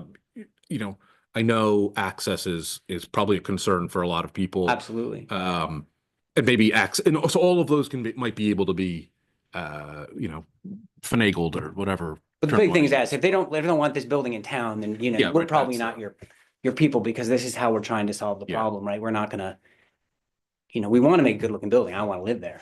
So I'm a good looking building, but if nobody else likes it, then I guess we'll go somewhere else. So Yeah. So it's, you know, it's the building, it's the site plan, and it's that general location are the things that I'm kind of curious as to what the board thinks. I like the building and the site plan. I can't imagine how Vine Street's gonna handle this. Yeah. Traffic. You're gonna, how many houses are on Vine Street? 8? Oh, yeah. 12? 10? Yeah. Okay. So you're gonna triple the amount of living places accessing a dead end street, which is pretty limited presently. absolutely, I 100% agree with you. I'm not saying it is what it is, but I mean, you know, there are development rights there, but I may, you know, I don't want to fight with anybody about this. It's not my goal. Like, I don't need to do anything.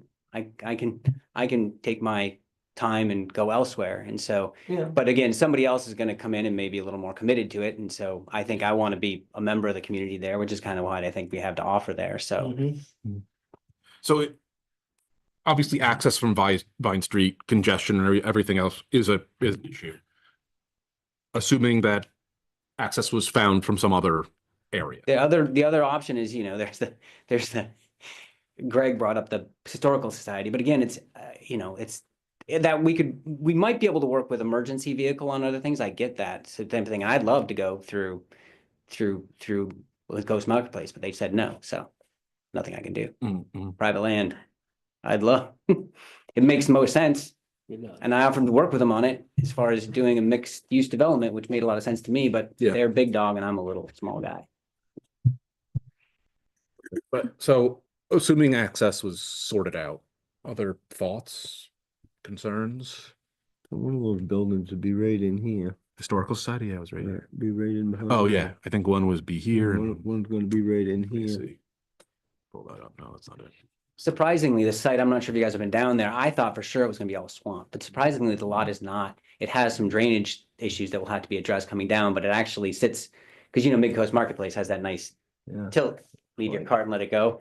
It actually is about 8 feet, that the level grade of the lot, the lower part is about 8 feet, but estimating 6 to 8 feet above that. And so talking to my excavator, I don't think it's going to be a huge issue, assuming you deal with the drainage coming off all the rest of the properties.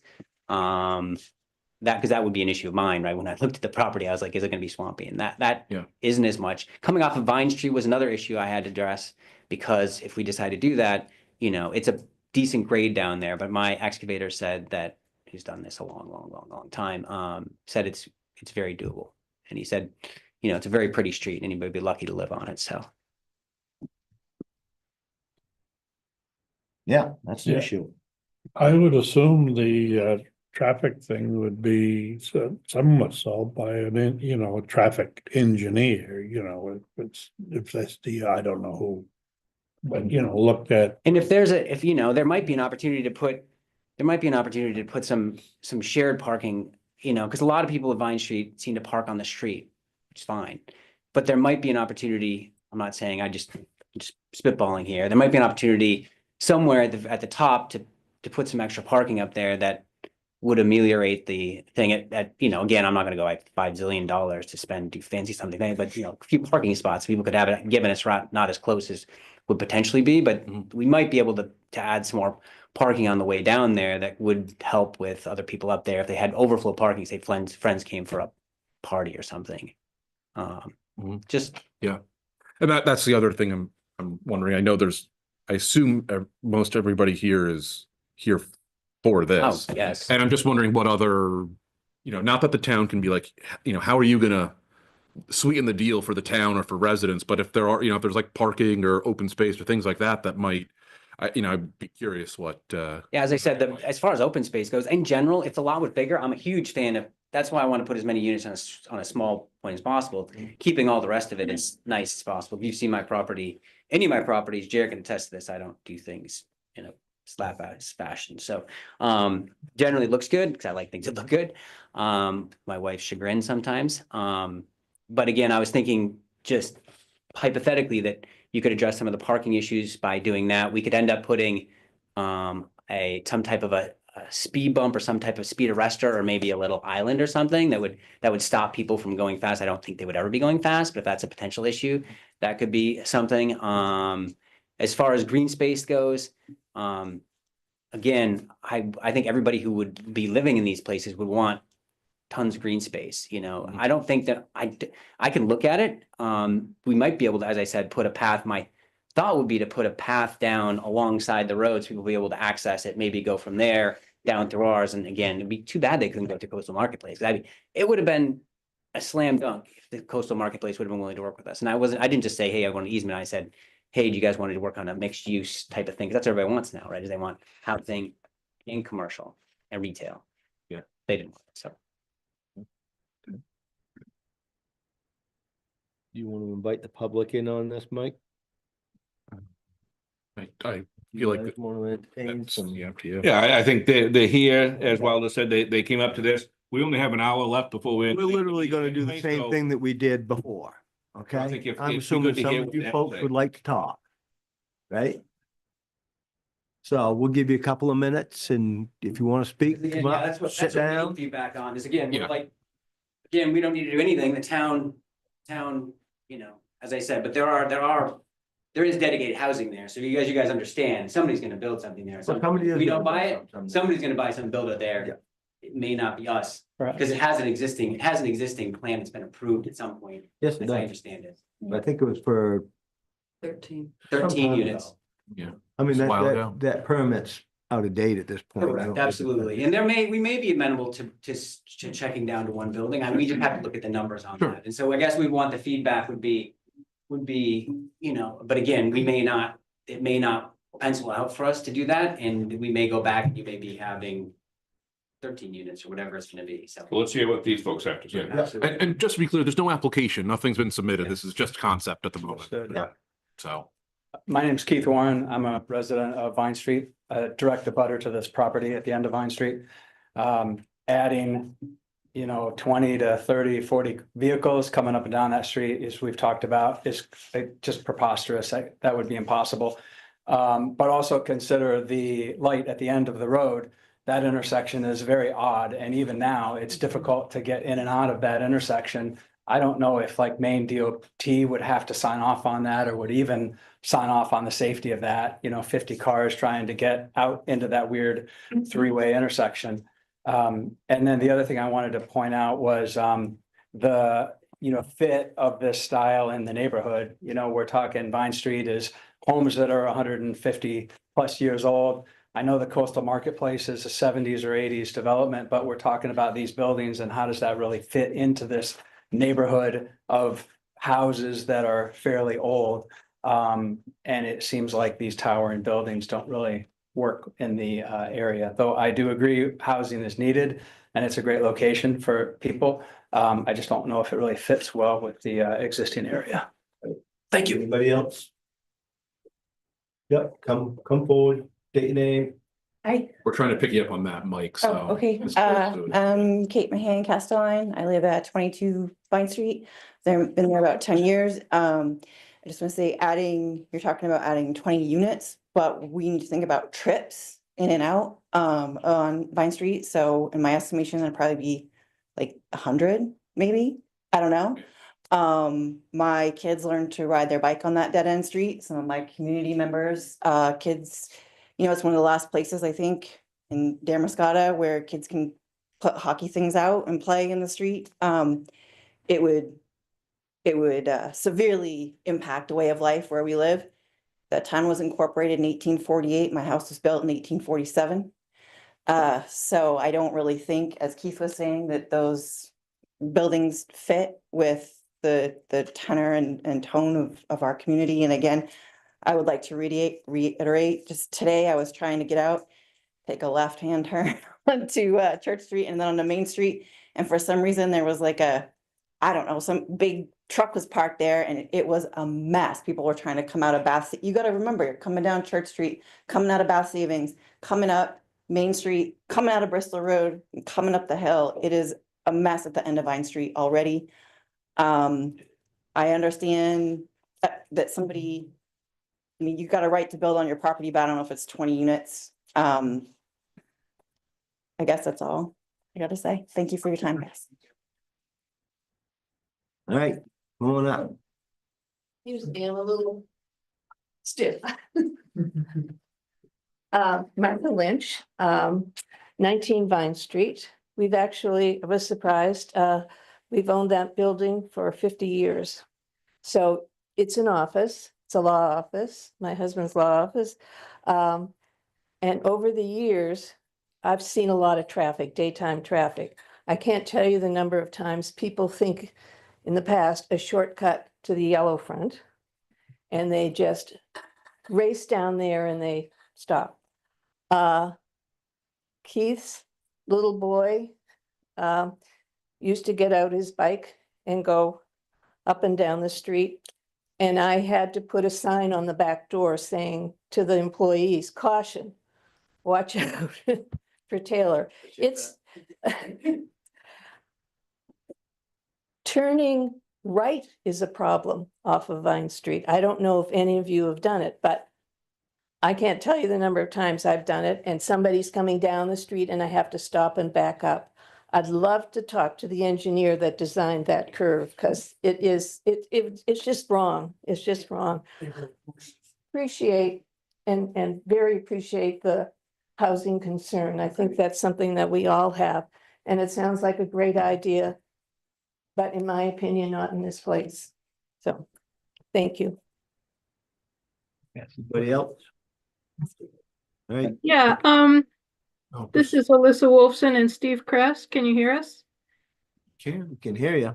Great. We own 33 Church Street, and the end of our backyard, which abuts this development, is a designated wetland. So we wonder if our neighbors would see our property values decrease and the flooding in our backyard and basement increase. We've already done a lot of drainage mitigation and invested a lot into keeping our basement dry. But it is currently a natural area, and wetlands are particularly sensitive natural areas. And we agree about the need for housing, especially affordable housing, but our local wildlife needs housing as well. And there's about 20 species of birds that currently use this land for nesting and raising chicks. We have a list put together by our former neighbors, Jeff Cherry and Cass Hogan, who used to run the Cherry Art Gallery. They're avid birders. My husband's an ornithologist. Our neighbors hear woodcocks displaying in that area in early spring, and the habitat's also really good for overwintering birds. So we just wonder if there are better places to house people, maybe by building on already disturbed land or reclaiming some of the abandoned houses around town. It seems that a large parking lot besides a Dollar Tree is quite underutilized, and it's our hope that the board won't consider a development of this extent, particular if it doesn't fit into the neighborhood and requires a variance from the existing zoning code.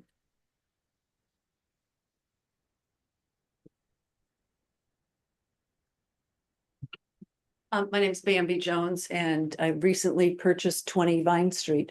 And I was concerned, I looked today at the comprehensive plan, and there were a couple of things that stood out to me.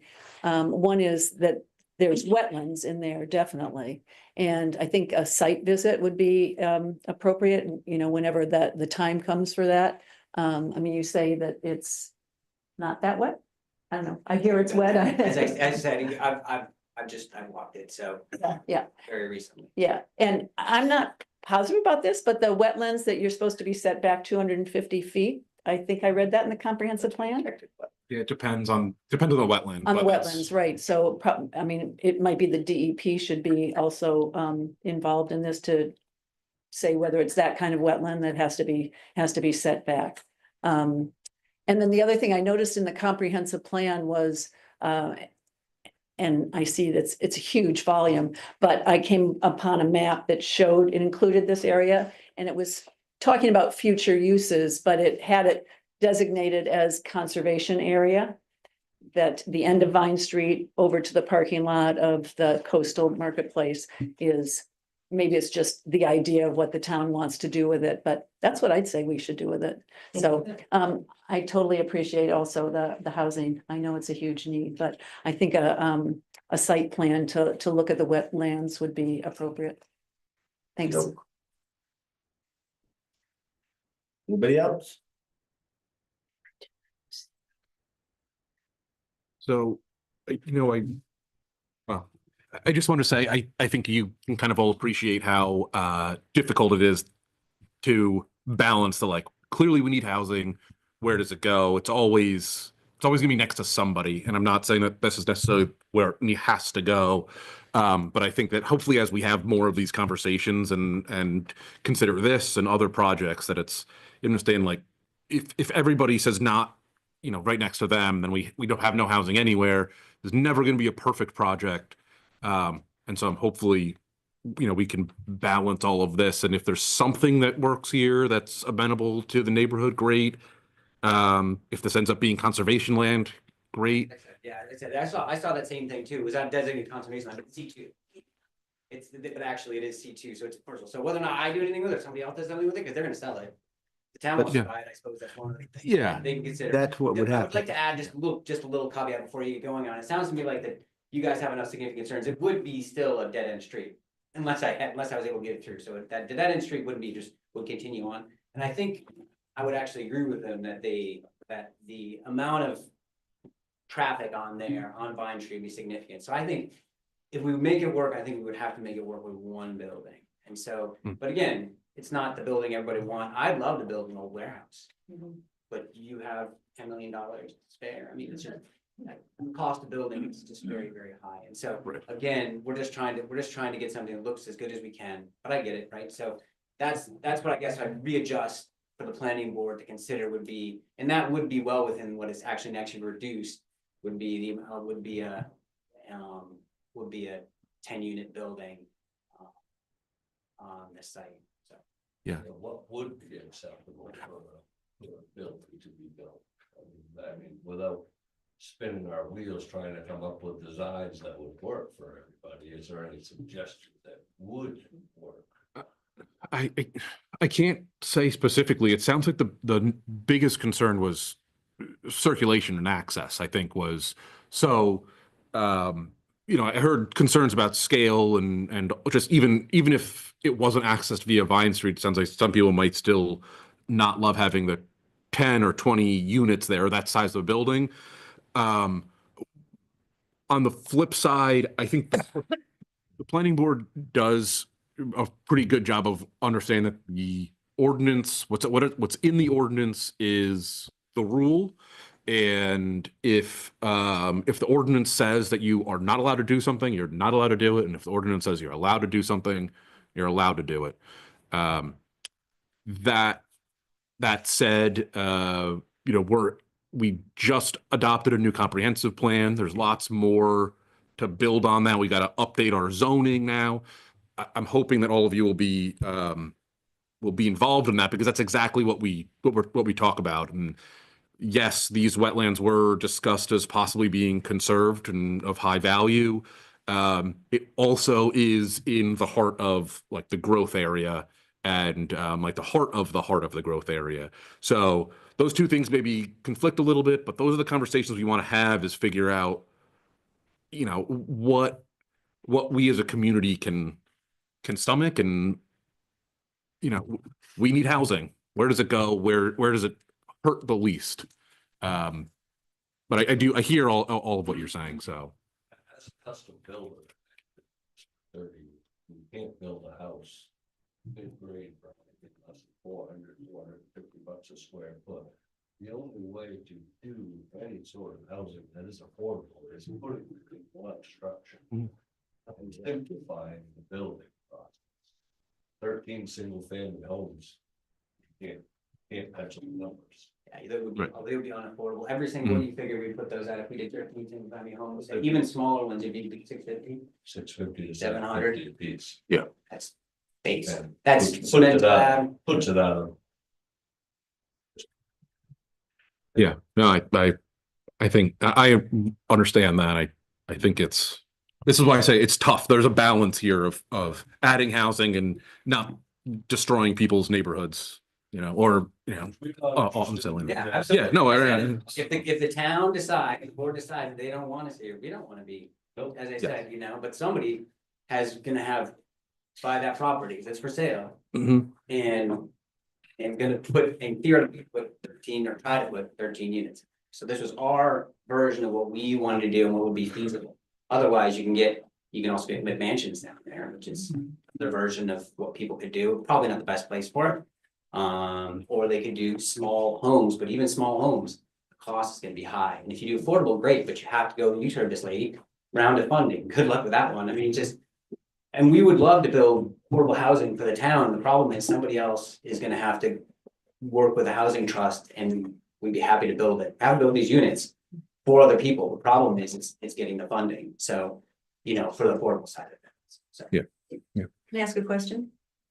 Do you know how much you would sell the units for? We haven't, this is what we're talking about, right? So you take a unit away. The price goes up. Yeah, it's just, it's infrastructure, right? You gotta get off it. Obviously, we're trying, we have day jobs. I'm a physician. He's a custom home builder. Again, we don't have to do this. We want to solve the problem. Yes, there's money to be made, don't get me wrong. But it's gotta be, you gotta have that. So if we're only able to put 10 units in, then because of the infrastructure, the price is gonna go up. So, but you can't say that. As I said, we want to make it as competitive as possible, but again, it's one of those things. So. Is there any limit right now with the ordinance for this property or in any property for how many residents can be on a property? I mean, Yeah. can 100 people be on this property? Can Yeah. 10 people? I don't know. I think that the current limit is 11 units an acre, which I don't know how many acres this is. We Two. could have 20. We You could could put we 20 could bang right there. Yeah, 20 units. 20. But I get the Vine Street, but again, we have to run the numbers. It may not work with one unit, as I said, so that, but it's a hard site too. It's got all those, got those, the easements through it, which again, for everybody else is gonna be, it's gonna allow, you can't, we can only build on certain little parts there. The part that is wetland, FYI, is the part that's behind Coastal Marketplace and the part that's actually not part of our property. It actually goes, but there is drainages. And there actually have drainage, you'll see on the map, it's got these weird lines that extend everywhere. And we have no issue in causing problems with wetland drainage, so we'll try to stay away from it. I was just wondering, I forgot to ask, how wide is Vine Street? It always strikes me as. Probably not 20 feet, I don't think. Yeah, and I'm thinking, the issue came up with emergency vehicles and I'm Yeah. trying to picture Yeah, I actually measured it because oh, we had a party the other night and people parked in the street and there was the street was 13 feet wide between the snowbanks. And then you put a car in there and that doesn't leave enough room for a vehicle, for an emergency vehicle. A car could sneak by, but not an emergency. So it sounds to me like there would probably be, it sounds to me like if I was living on Vine Street, I would at least at a minimum need, whoever did this, some additional parking down at the end would have to be mandatory almost because of the amount of stuff. What benefit would that additional parking provide though? For who? For you guys. Well, why would we park down at the end of Vine Street? I mean, I would, because I live down at the end of Vine Street maybe, but who else? For my party. All these parties. Hey, guys, if you walk out of here with your project, and I've heard all these good things about, we do need the housing and all this.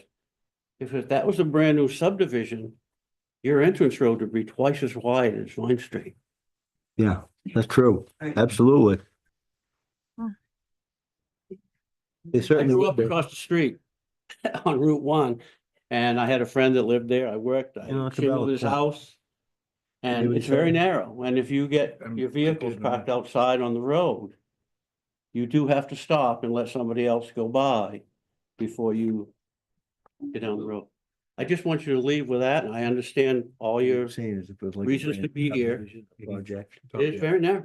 No, that, With its yeah, own entrance, Very the narrow. entrances would be twice as wide as Vine Street is. you're right. No, Vine Street's is a historic street and Yeah, it is. what does it not is. meet the current ordinance standards. But I think that's what. That's not, No, we no. can't do anything about that. No, and that's I think is where the concern of access and circulation. I mean, even if it was wide enough, people may not like the additional volume, but this is why I think that's the main issue is that street just even if there were twice as many houses on that street, like streets There's small. safety issues as far as fire and ambulance, but also that stoplight, there's safety issues at the end of that street with an additional 50 vehicles driving up and down that road.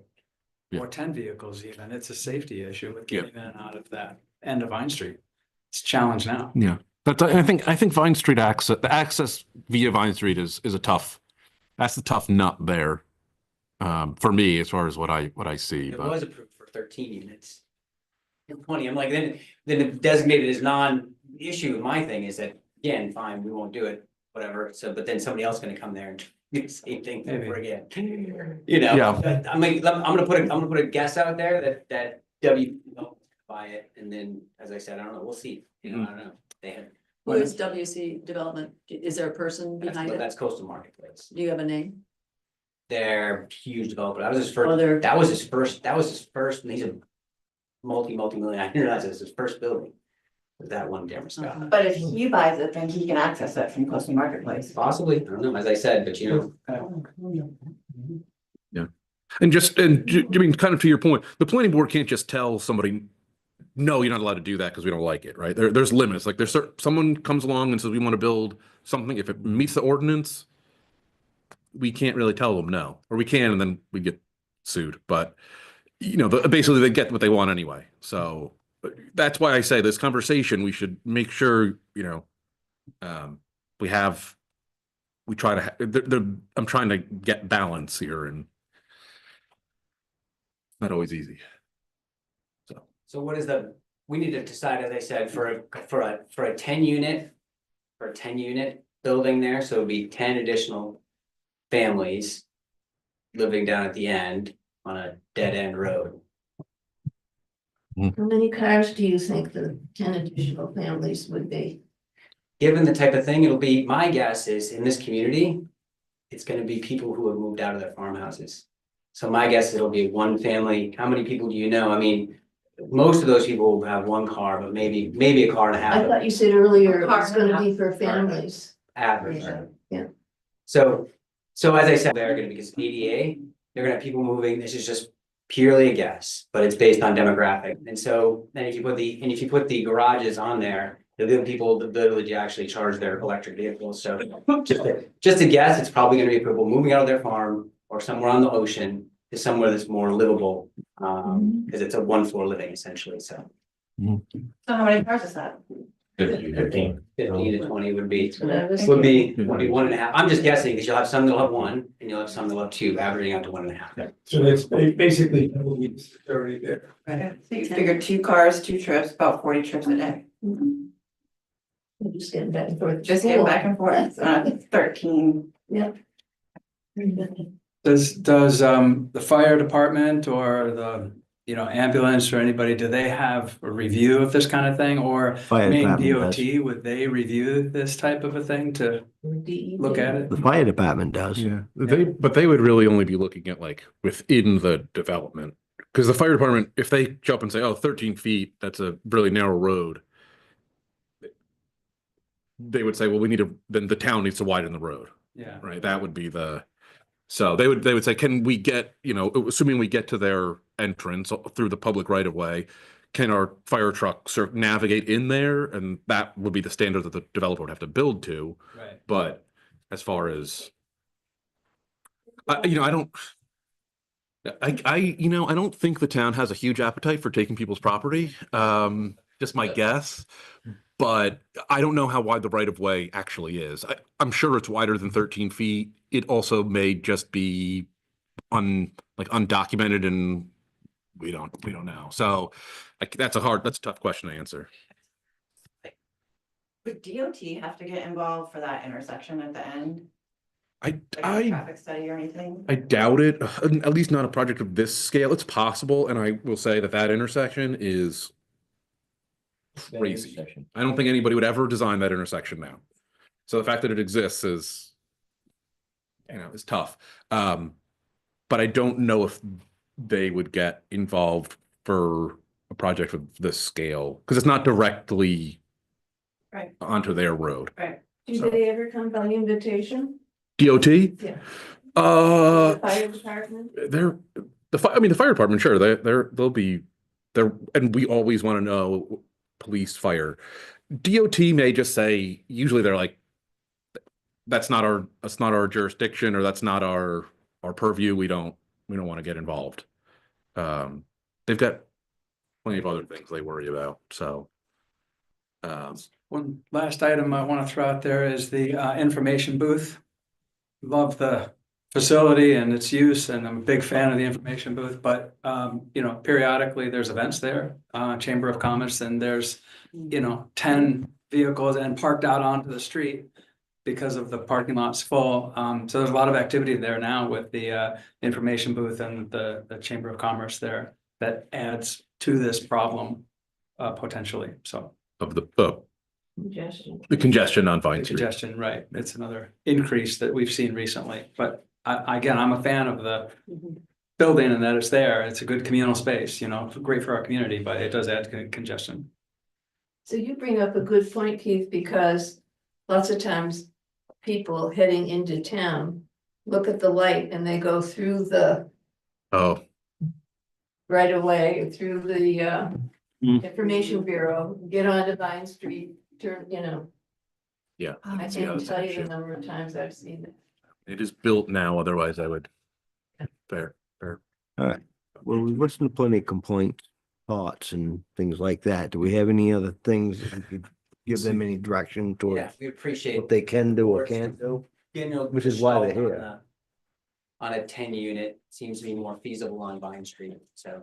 10-unit would be more feasible than 2 10-units from a traffic standpoint, and that's one of the biggest problems with it, is that. Originally, do you remember when we actually did review this with the idea of somebody building down in that area? Didn't we okay them 2 houses? I remember a proposal.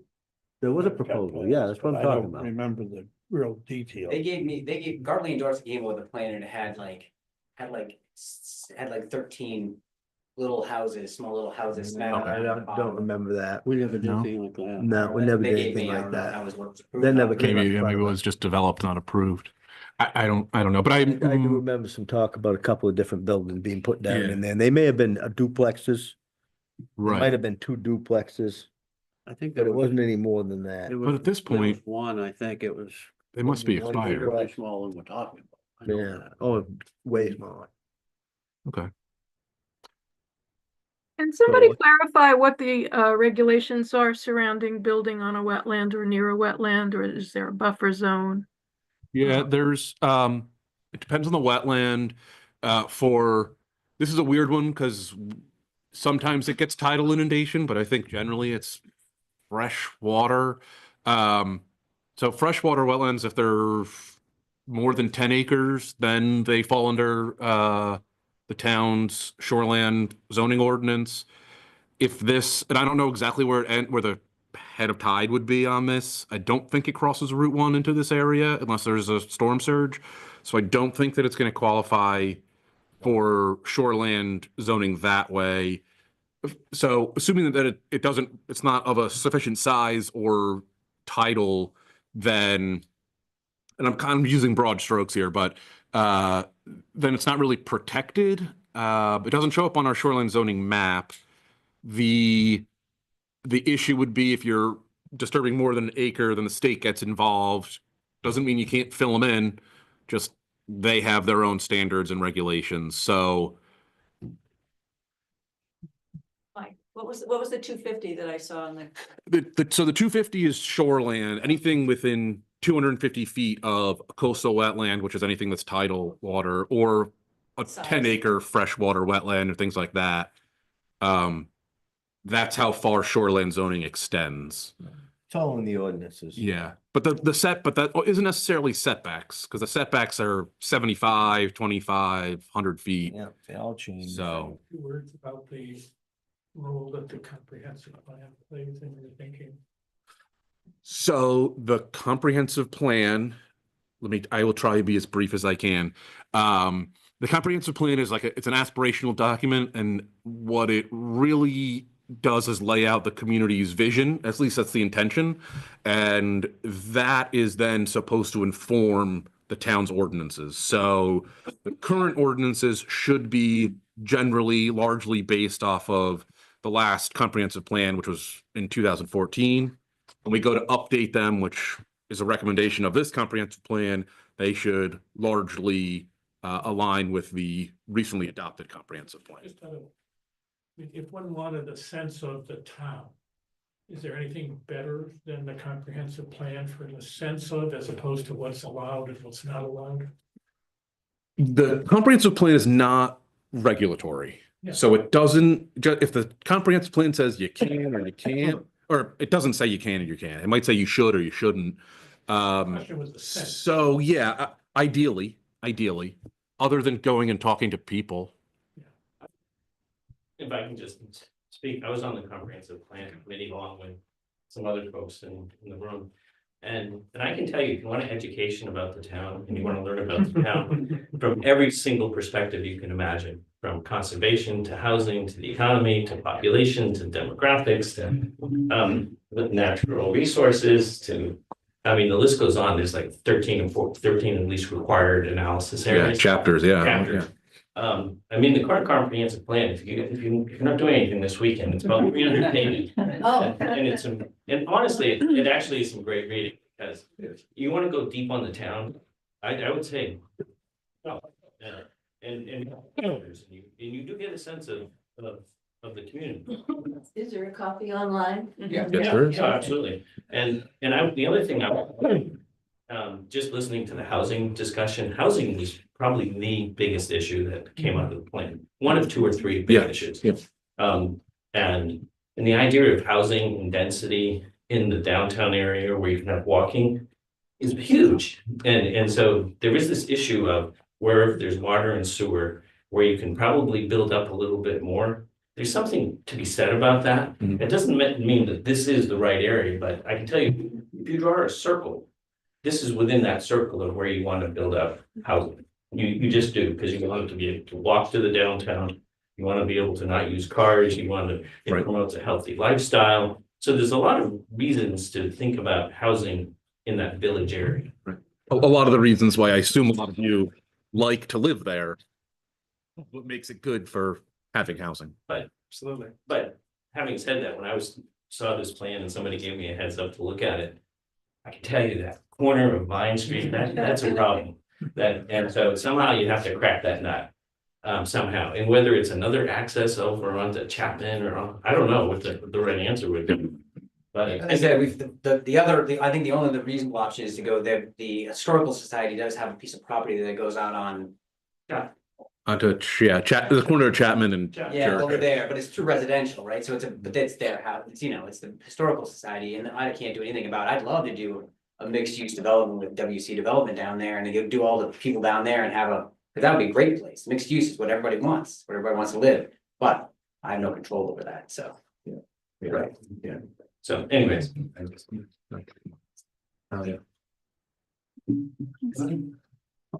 Thank you for your time.